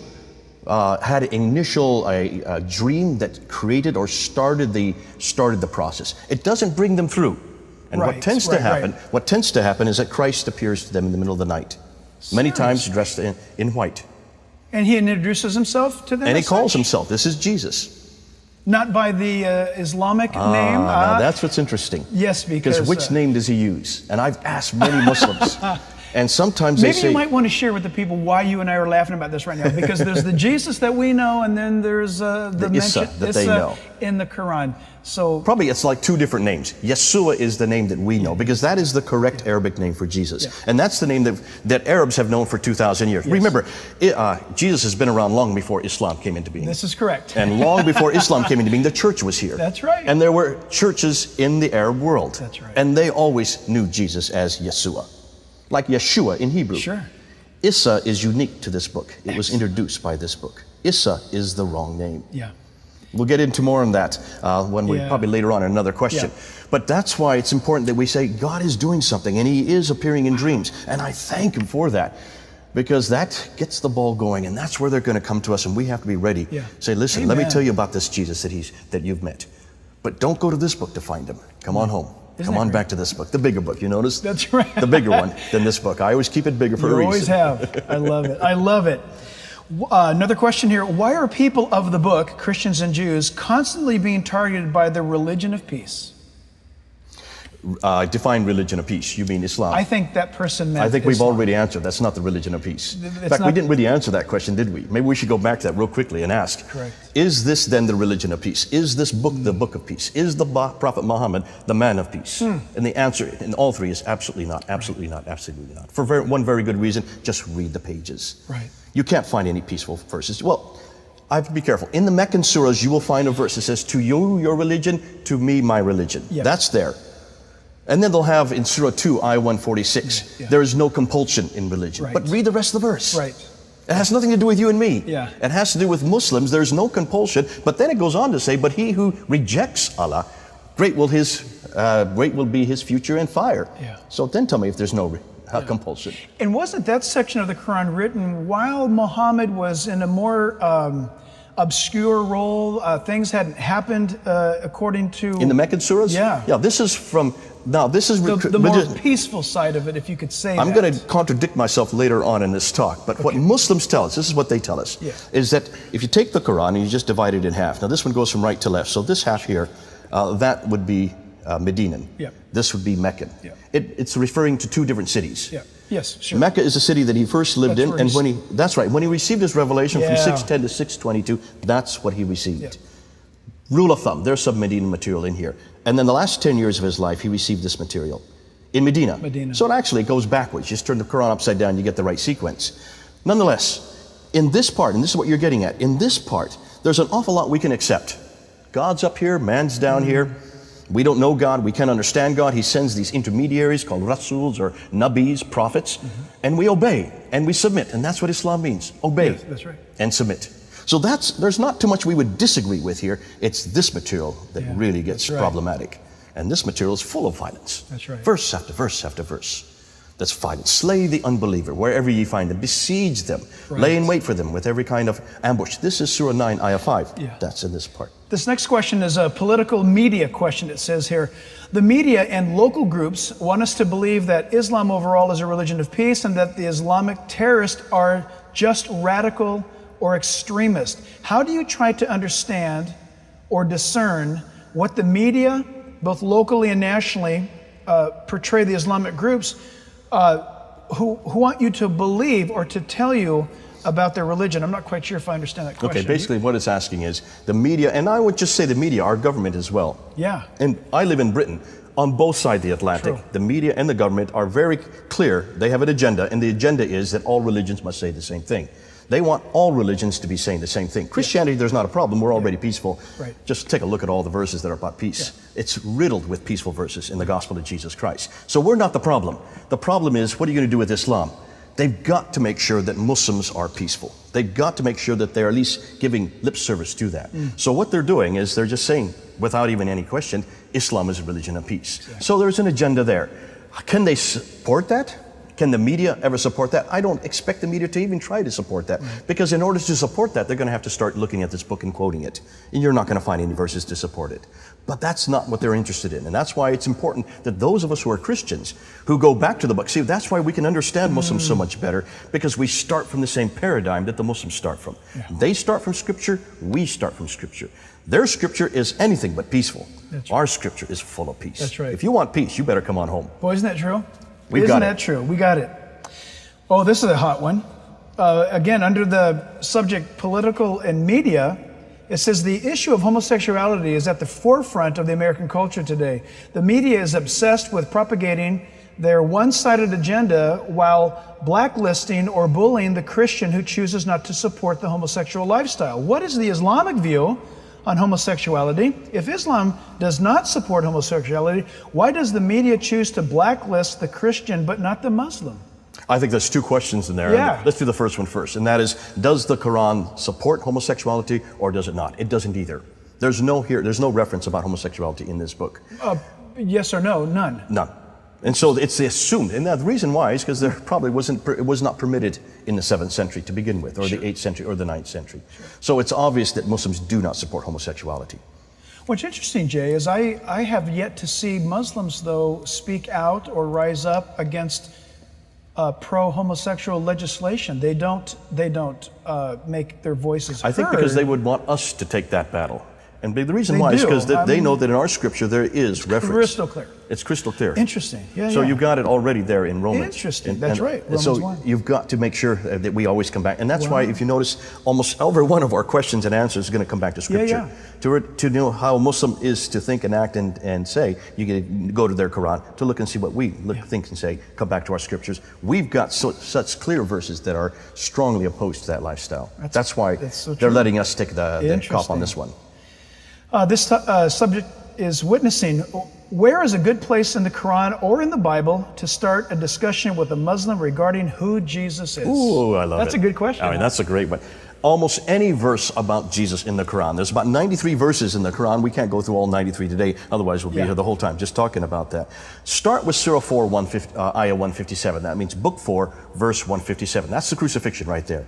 That's the classic verse that stipulates very clearly that it says, say not that he was crucified. They thought it so. Another was given his image.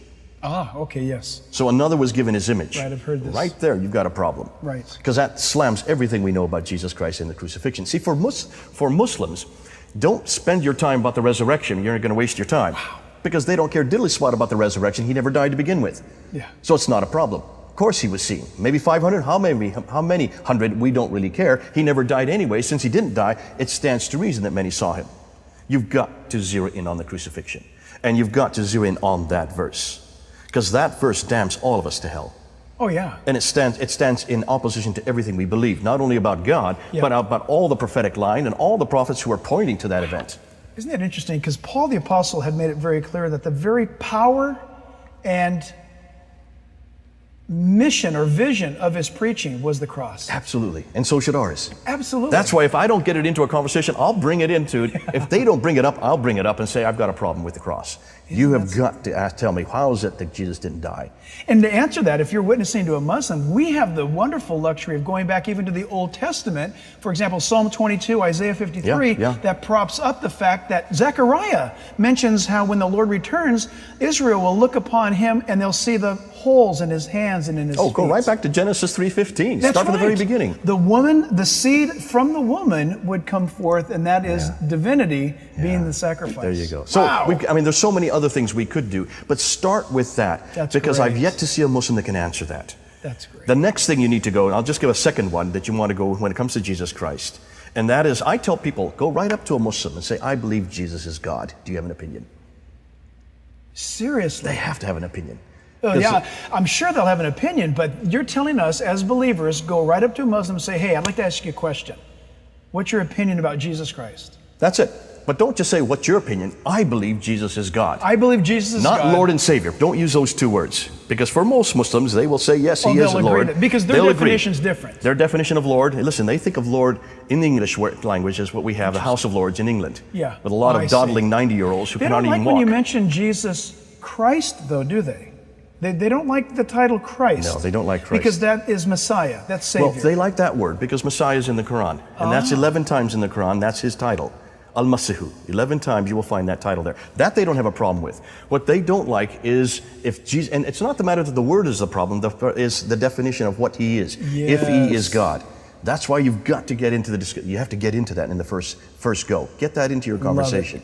So the crucifixion and the fact that Jesus is God. Isn't it interesting, Jay, that all of the cults in the world get to have their views and they all disagree with each other, but there's one thing they'll all agree on, and that is Jesus cannot be God in flesh. He cannot be who the Bible. They'll disagree on everything else, but they'll all agree Jesus cannot be who he said he was. God bless the Muslims for even introducing that. That's what and if I don't introduce it, they'll usually bring it up in a conversation. And I said, this is what's great. When you talk to a Muslim, they're the first ones to introduce Jesus. And what would you rather talk about for 6 hours but Jesus? Amen.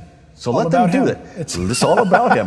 Bring it back to him. I love it. Islam's agenda is the subject matter. It says, we recently witnessed on the news, oh yes, the brutal murder of the British soldier in broad daylight. We saw the Muslim Nigerian perpetrator stand with bloody hands and knives explaining their actions to bystanders. I actually watched your YouTube on this, Jay. What was the reason they gave for doing it? What is your analysis of the killing? Is there justification from the Quran for these actions. Absolutely. In fact, let me just do this real quickly. I'll try to do it in 3 minutes. You have Michael Adibalajo. That's the Nigerian. Now, who was he before he did his act there? I think he was a Christian. He was a Nigerian Christian, Pentecostal, grew up in Romford, there in northern London. His parents saw that he was starting to move away from this faith, so they moved up to northern England. He then came back to London to go to Greenwich University. While he was in Greenwich University, in 2003, he was converted to Islam by Sheikh Omar Bakri Muhammad, a friend of mine, a very radical Muslim. And from 2003 to 2013, that 10-year period, Sheikh Omar Bakri Muhammad, along with Anjum Chowdhury, who is now the leader of the Muhajirun Party, which is the party that converted him, they then made him into a Muslim. And what they did is they taught him this book. And they give him verse after verse after verse of this book. So that in 2013, a few months ago, he then goes to the street there in Woolwich, and he pinpoints a soldier, kills the soldier. But look what he does. He cuts the head. It's very strategic. Why did he cut the head? Surah 47, Ayah 4. Cut off the heads of the unbeliever, drags the body into the road, and then doesn't run away. And he doesn't attack anybody else. He then goes over to the people who are watching this, and he says, film me. Yeah, he did. And he was not excited. He wasn't nervous.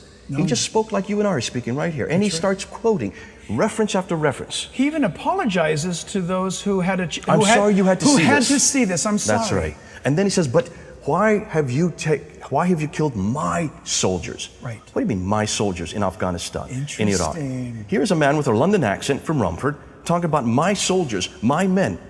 He's talking about, basically, he's referring to Surah 5, Ayah 31, and verse 32. And it's very clear there. O children of Israel, which is interesting. The first part is he should have read, if you take the blood of one of us, you have taken the blood of all of us. So if you've taken the blood of one of us in Iraq or Afghanistan, you have taken the blood of all Muslims. Then the second part of that verse says, but he who protects, who saves the blood of one, saves the blood of all Muslims. So he was quoting that to the camera. Right. And then he quoted, an eye for an eye and a tooth for a tooth. Now, most people seeing that think that he was quoting the Bible. He wasn't. He was quoting Surah 5, Ayah 45, which says, an eye for an eye, tooth for a tooth, a nose for a nose, an ear for an ear. For those who take retribution, great is their own retribution. He's quoting the Quran. And then he didn't run away. He waited around for 16 minutes, waiting for the police to come. Why? Right. So he could rush the police and become a shaheed. He was hoping they would shoot him down. They didn't. They just wounded him. Why did he want to be a shaheed? Because of Surah 47. Wow. Ayah 4 to 6. Now here's the beautiful thing. While that was all happening, a bus stops. And out comes a woman from inside the bus. Yes, the mother. Mrs. Bennett is her name. Mrs. Bennett. And she sees a body on the ground. She doesn't even think first. She just goes right to the body. That's right. To see if that body needs help. She thought it was an accident. Right. And then she saw that the head had been severed. And she looked up and she saw the men with the blood still dripping off the knives. Now, she could have gone back to the bus. She could have gone back to the crowd like you and I would have probably done. But she went right to that man and said, give me your knives. She did. Give me your knives. He says, no, I'm not going to give them to you. She said, why are you doing this? He says, we're going to cause a war. She says, you're going to lose. Now, the next day in the Daily Telegraph, they interviewed her. And they said, why in the world did you do that? Why didn't you just go back? Why did you go forward and ask for their knives? You know what her answer was? I'm a Christian. Yes, she did say that. I am a Christian. And Jesus says that we are not to use knives. She said that. She's quoting Matthew 26, verse 52. That's right. So here's two different scenarios. Here's a man that had been a Muslim, had been a Christian, had been turned from Christianity to become a Muslim. In 10 years, he was now quoting scripture to kill. Right. And to save the blood of a Muslim over there by killing a man here. Right. And then here's a Christian. Yep. Gets out of the bus without even thinking. And she said she wasn't even scared. They asked her, were you fearful? She said, no, didn't think about that. But she was quoting Jesus Christ. She did. Oh, what a comparison between what the Bible says. Lay down your sword, for he who lives by the sword dies by the sword. Versus what the Quran says. Yep. Slay the unbeliever. Cut off the heads of the unbeliever. Just look at these two books and look at those two people as they reflected their revelation. Representing their Lord. If you had 2 to 4 minutes with a Muslim, what would be the most effective thing you could share with them? Plant the seed, question mark on that. Something they could go away with or ponder, question mark. Would it be different for a woman or a man, a child, a Western-born young adult? Several questions. There's no way to answer that question verbatim. What I do and what I tell my students to do is to go up to the first Muslim that they want to get engaged with and just say these two things. I believe Jesus is God. I believe the Bible is the Word of God. Do you have an opinion? Yeah, same what you shared before. Just what I said before. That's Once great. you've done two things. You have stipulated where you stand That's clearly. true. And you have basically said the two things that we oppose for Islam, that Islam opposes us. yeah. And you've also introduced that Jesus is God. Yeah. You've got that into the conversation. And the rest of the conversation is going to be about that. Jay, I want to ask you this. We all assume, and maybe we assume correctly here in the West, that as a man, I should not walk up to a Muslim woman and ask her anything at all. Is that true? Rule of thumb, that is true, but not in the West. The reason No. being that most Muslims now have, especially if they're here second generation and third generation, they're going to school. They're sitting next to boys. This is true. They are been westernized. So Western Muslims, you have all the right to speak to them, man to a woman. In the homes, you don't do it. And that's why in the homes is a different matter, because you're going into private territory. But in the public sphere, yes, you have all the right to speak to a woman. If she has a hijab, or if she is Yes. a radical Muslim, if she is a hijab or a chador or burqa or any one of the bilqa, shilbab, all the other names they give to it, then be careful, she's probably a radical Muslim, and she probably will herself say no. But that's not for you to compromise your position. And guess that's why we as Christians need to be very clear that we have no problem talking to women. Interesting what you just said, because I've been asked this question because the person asking me the question was fearful that it wasn't that they're shy to share with her or not willing to share with her.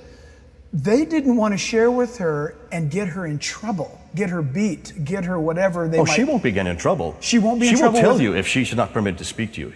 She So- will just or look away or not even respond to you. So you're But saying what have just you walk done? up and ask anyway and let them Absolutely. shut it down. Let them shut it down, because you're being true to what the gospel says about men and women. So and you that's awesome. you are permitted to speak to women. So don't let them rule our lives. And you're exactly right, because we're starting to be so concerned about their cultural sensitivities, when in reality they're here in the West.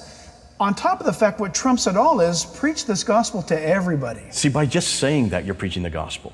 True. Because you're defining to them what we mean by sexes, between the sexes. We do this all the time in London. They have debates. I do debates, and I debate Yes. Muslims all the time. Yes, you do. And whenever we plan a debate, the Muslims come to us, say the women must be on this side, the men must be on this side, the women must be behind. They may not speak any questions. We say absolutely not.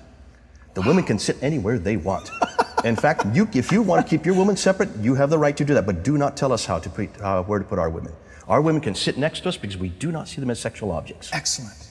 And what do they And do if to you that? live in London, then you better go by our rules. I love it. And what we're doing, though it is provocative and it is almost confrontational, I'm preaching the gospel by saying that. Yes, you are. Because then I'll say, why is it that we don't see them as sexual objects? Isn't that great? We don't cover them up because they're going to seduce us. Because if they're going to seduce us, who's got the problem here? Yeah. The woman or us? It's the man. There you go. Absolutely. Then cut out your eye. Pluck out your eye, as Christ says. That's right. That's awesome. Subject, Islam's agenda. What would be Islam's motive for trying to get Christians to believe that the Quranic Jesus is the same as the biblical Jesus? What's their motive for getting us to believe that? The reason... Do they want us to believe that? They want us to share the same God, the same Jesus, the same prophetic line. They want us because they believe that we do share the same God. They just believe that we have corrupted that God with this book here. They want us to believe that we share the same Jesus. They just believe that we've corrupted Jesus with this book here. And that's why their agenda is, in order to share the same God, you have to come to our terms. Now, let me just back you up to a number of years ago. There was a document called the Common Word. Have you heard of this? Of course. The Common Word was sent out by 138 Muslim scholars to Christian scholars and leaders with the understanding that we agree that we share the same God and the same love of man. And the document started with their own definition of who God is, and was taken from Surah 3, Ayah 65, which stipulates that there's an open word between you and us. So they're quoting from the verse itself. That God is one, and He has no partners. Now, do you believe that Jesus is the partner of God? I believe that Jesus is God. He has no partners, exactly. Yeah. So by virtue of us signing that document, we would have to go with their definition of Jesus, that He is a partner of God, that we believe He's a partner of God. And that's why we will not sign it. But you can see then why they want to impose their view of Jesus, their view of God, and that view must be monotheistic, that has no partners, that this person, this God, does not eat. That's in Surah 5, Ayah 75, that he that he has no wife. That's in Surah 6, Ayah 101. So you can see they start imposing their view of what Yep. our God is. And I won't let them do that. But see, you won't let them do that because you are taught, educated, you know what the scripture says, and you know what their agenda is. And one of the reasons, I love Jay Smith, but one of the reasons why you're here is because we have got to get the Christian community understanding what it is they believe about who Jesus Christ Okay, is. Jack, That this is key. why your church is so influential. This is why your church is so pivotal. If Islam, it will be the largest religion in 7 years. In 7 years, it will surpass Christianity, both Catholics and Protestants put together. That's 7 years we have. If in 7 years they're going to be the largest religion, which not only means that they have a theological agenda, they have a political agenda, Oh, they have yeah. a social agenda. Absolutely. You've seen all the different All agendas. of it. Islam includes all of that in what it means to be a Muslim. If that is the case, then what do you think for the church, what is going to be our greatest foe in the future? That's right. Why is it we're not teaching people this then? Exactly. Why is it there's not one school in the world that teaches Islamic polemics? Exactly. How many people even know what that word means? Right. And why is it there's only about 2 or 3 schools that even have on their agenda or even have as a curriculum? One of them is Biola University, not too far from That's you, right. Islamic apologetics. Right. Taught by Josh Lingell. That's right. My good friend. Yeah. Most of it's my material. That's right. Why is that we're not teaching this everywhere? If this is going to be the largest religion, if it's going to be the strongest opposition for the church for the Yes, next generation, yes, guaranteed. then why aren't we teaching what the Quran is saying? So listen, let me ask you on camera, why? Let's just pick on the Christian universities in America. Why are they not teaching this? Why are they not You've already answered it in a few hosting questions classes? before. Yeah, There is a fear. that's right. There is a fear that this Islam that we're talking about is not true Islam, that we're creating this Islam, and it only represents Right. a small Right. radical agenda over here on the right. Right. That it doesn't represent real Islam. The question I would ask anybody that says that is, prove it. Show me in the Quran that we're wrong. That's right. Show me in the Prophet's life that he was a benevolent man, you that see he the was opposite. anything like Jesus. Oh no, there's no way. Show me also in the Prophet, but look, show me in Islam itself, the history of Islam, Yes, how it began. There you go. Show me in the last 1400 years where Islam has been anything but violent. Well, you look at, and you know the terms and the words and the names of these places correctly. But if I remember right, was it a Quraysh tribe Quraysh, yeah. where Muhammad supposedly involved himself in the beheading Oh, of okay, many? you're talking about the Qurayzi. The Qurayzi. Okay. They're the Banu Qurayzi, the Jewish, Yes. the Jews in Medina. He involved himself in that very slaughter. Well, he was the one that dictated it. He was the one that called for it. And he used And a if I'm Jew that told him this is what you to do. And then he took all 800 men and that's slit it. their That's throats it. in one afternoon. If I'm a faithful Muslim, aren't I to focus on living my life in the pattern of Muhammad? Exactly. If I'm a faithful Christian, I'm to live my life in the pattern of Jesus. You've just given the answer. Okay. You go to Muhammad, and if you want to live your life, and every Muslim must do what Muhammad did, because he is the paradigm. He is the model on earth for what God has intended all humans to be in every place, in all ages, in all times. And if he's the model, and that's how he treated the Jews who stood against him. Remember, what was their crime? What did the Banu Qaynuqa, the Banu Nadir, the Banu Qurayza, those 3 families, what did they do against Muhammad? What was their only crime? They refused to accept him as a prophet. Well, I refuse to accept him as a prophet too, which means I am just as guilty as those Jews. That's right. And if this is how he reacted to those Jews in 627, after only moving to Medina 5 years earlier, he'd only been in Medina 5 years, they were locals. They were the indigenous people of Medina. Right. If that's what he did to the Jews, and if he is the model for all Muslims, That's right. then why should we be surprised that Muslims are acting the way they're acting? Jay, what would you say to the Christian right now that's watching this? And they just heard what you just said. Yeah. They're still trying to get over the 7 years. In 7 years, Islam will outnumber Christianity. They just heard what you said about what's really coming if people are going to be faithful to Muhammad.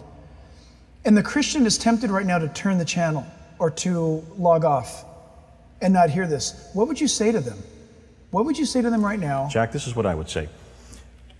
Islam, by definition, follows a text which creates an ideology, and it's that ideology that you're seeing now being enacted all over the world, including the one we just talked about with Michael Adibalajo Right. there in London at Woolwich. If the ideology is based on a text, then where is it we're going to have to direct our energies towards? The text. The text. Who's doing that? Can the government do that? No. No. They don't even understand don't even know. They don't even understand the power of this text. They don't even know that Muslims go to a text. Yeah. Can the police or the military do that? There's no way. No. Bombs, bullets, and cruise missiles do not destroy not a do text. it. No. You don't destroy an ideology with bombs, bullets, and cruise missiles. How do you destroy an ideology? You expose it. You With a better expose it to ideology. the truth. With a bigger bet. That's a better. right. This ideology. This is the only thing that can destroy that. Now, who are the one, therefore, that's basically, who are the ones only that can do this? That's right. We're looking at. That's right. We're the only people, the only ones that can take on Islam. Because we're the only ones that understand the power of this book. That's right. We understand how it's motivating young men, women, and children all over the world. We can see what's going to happen That's when they become the largest. This writer says, it's my understanding that Muslims are offended by the fact that God has a son. How can I properly explain this dynamic effectively to Muslims I encounter? I love the question. Actually, there's two ways I'm going to answer that question, because that's a question that is also concerning an awful lot of Christians. So much so that they're now taking that phrase out of our Bible. Oh, I've heard about this. This is Wycliffe and Wycliffe- SIL, Wycliffe and has we've been done this. fighting this for 3 years. Yes, terrible. That battle is being won. Really? As of June of this year, Wycliffe has now decided not to take Son of God out. But let's get back as to why. praise God. We'll come back to Okay, that. yeah. Why is it Son of God is so offensive? For one very simple reason. It's in the Quran again. I'm coming like a broken record. It's in Surah 4, Ayah 171. Say not three, for God is one. Far be it from God having a son, for God has no son. So it's right in the Quran. Is it true that it's around the Dome of the Rock Mosque? That's right there in the Dome. It's the first inscription Yes. that is put on the Dome of the Rock. That's the first time we hear Muhammad's name. Yes. That's the first time we hear about Islam. Ooh, and that was put up there in 691. 691. 691 It's AD. rather recent. 300 years after Muhammad. Yep. And yet we don't hear anything about that before that time. So the Dome of the Rock is based on a rejection of the person of Jesus Christ.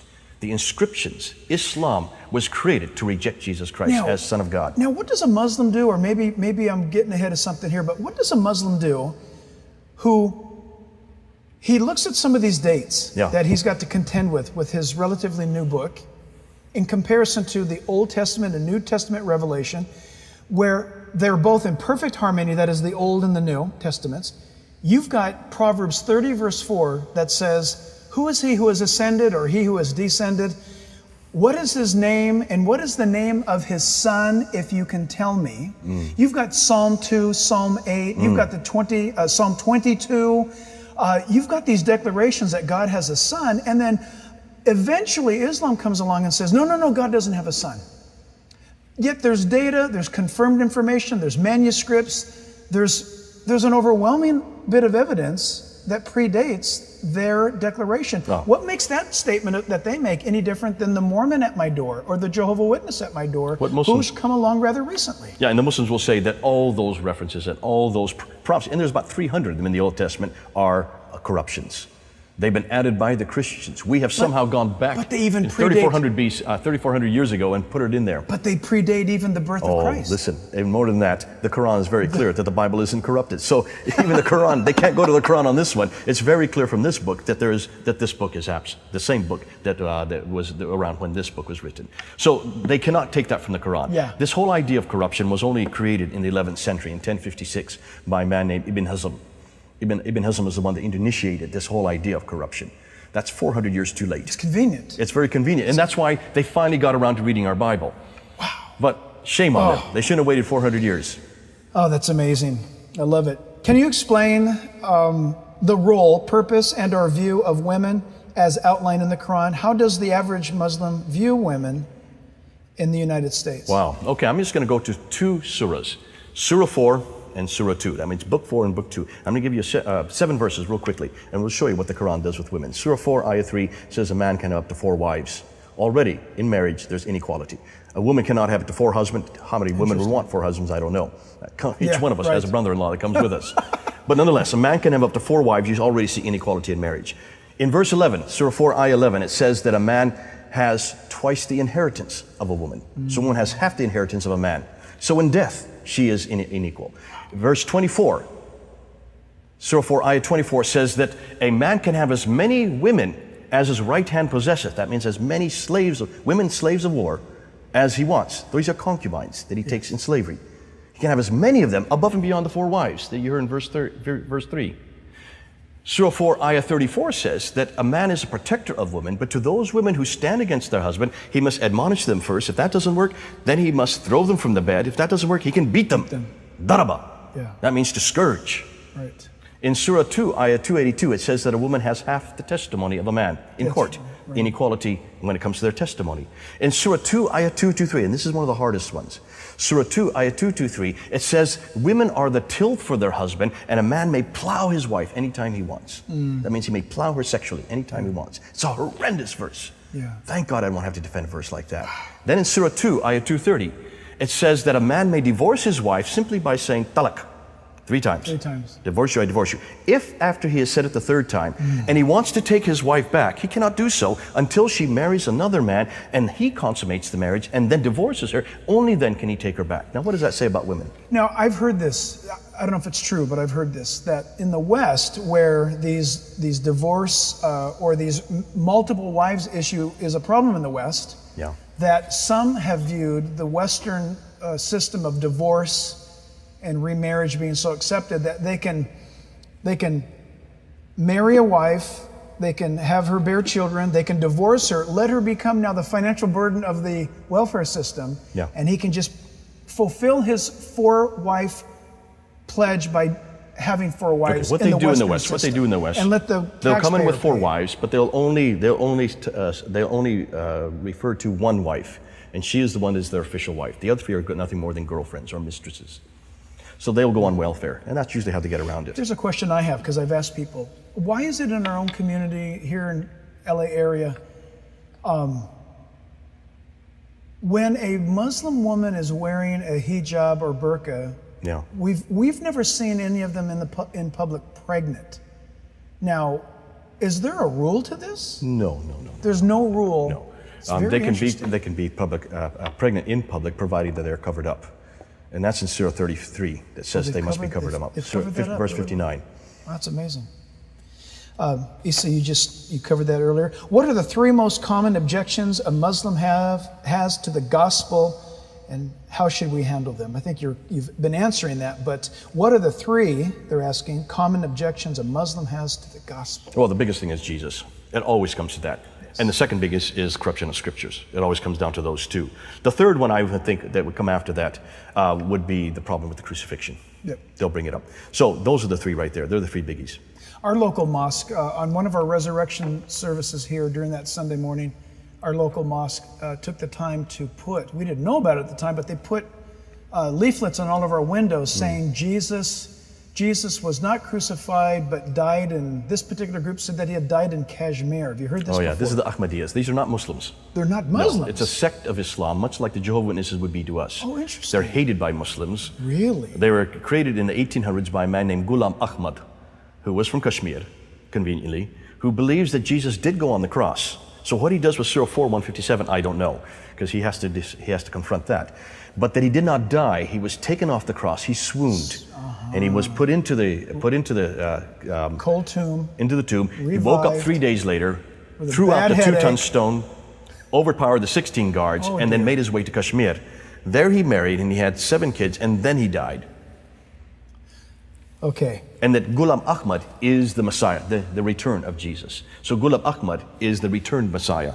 Unbelievable. Yeah, so you can see why, I see now why a Muslims Muslim- don't like this. Got it. Because this means there's another revelation, another prophet that comes after Muhammad, who has a further revelation that disagrees with the first one. I mean, look, Paul makes it very clear in Galatians 1 that if you can have another revelation, you can just keep having You can have indefinitely. Joseph Smith, On and on it goes. It goes never on and on. ends. Sun Young Moon, they all have revelations. Absolutely. What cultural sensitivities are most important to be aware of as when witnessing to a Muslim with a Middle Eastern background? Okay, with the Middle Eastern, it's a little bit different than, say, with an Asian. You'd have to make a distinction there because Asian meaning Indonesian? No, sorry, Indian, Pakistani, and Bangladesh. Oh, okay. That's what we call. I'm sorry, this is the English and idiomatic Help me expression. out, I'm from- No, I have to be careful because that's how we do it in England. Well, yeah, but you guys are correct, and we haven't. caught on No, to that's that what we part do it yet. in England. Actually, you are more correct because an Asian here would be an Indonesian. Probably the best word to use is Indian subcontinent. Okay, all And see, they're the largest block of Muslims in the world. Yes, that's right. That's 500 million right there. There's no other place in the world that has that many Muslims in one place. Yeah. And at one time, they were one country. Yeah. It was only in 1947 they were split up into 3 countries. Now you can pretty much, you don't have the problem. There's not near as much problem, except the Pakistanis. The Pakistanis tend to be a lot more radical. Yes. They would be much closer to what we would have in the Middle East. The Middle Easterners have an awful lot of cultural proclivities that are based on Quran about gender specification and gender rules. Yes. So you have to be more careful when you're working with a Middle Eastern. But I would say, as a Christian, just be true to being a Christian. Yeah, right on. Just God anticipated all of that. That's why do not apologize for the fact that we can look a woman in the eyes and we can still talk to them without seeing them as sexual objects. Wow, that's right. So That's just be a right. Christian and That then is so- preach the gospel by doing that. You know, you brought this up. I thought about it. Now the second time I'm going to say it. Maybe it's the Holy Spirit prompting. But I was at a car wash not too long ago, and I noticed that sitting in front of me outside, waiting for our cars to get done, was, I'm going to guess that this Muslim girl was probably about 25, 27-ish. She had her hijab on, and I leaned over and I asked her. I said, "Can you can you explain why you're wearing this? I would like to know." And she said, "I'm wearing this as a display of modesty." And I said, "Well, that's very kind. That's excellent. What do you hope to achieve by that?"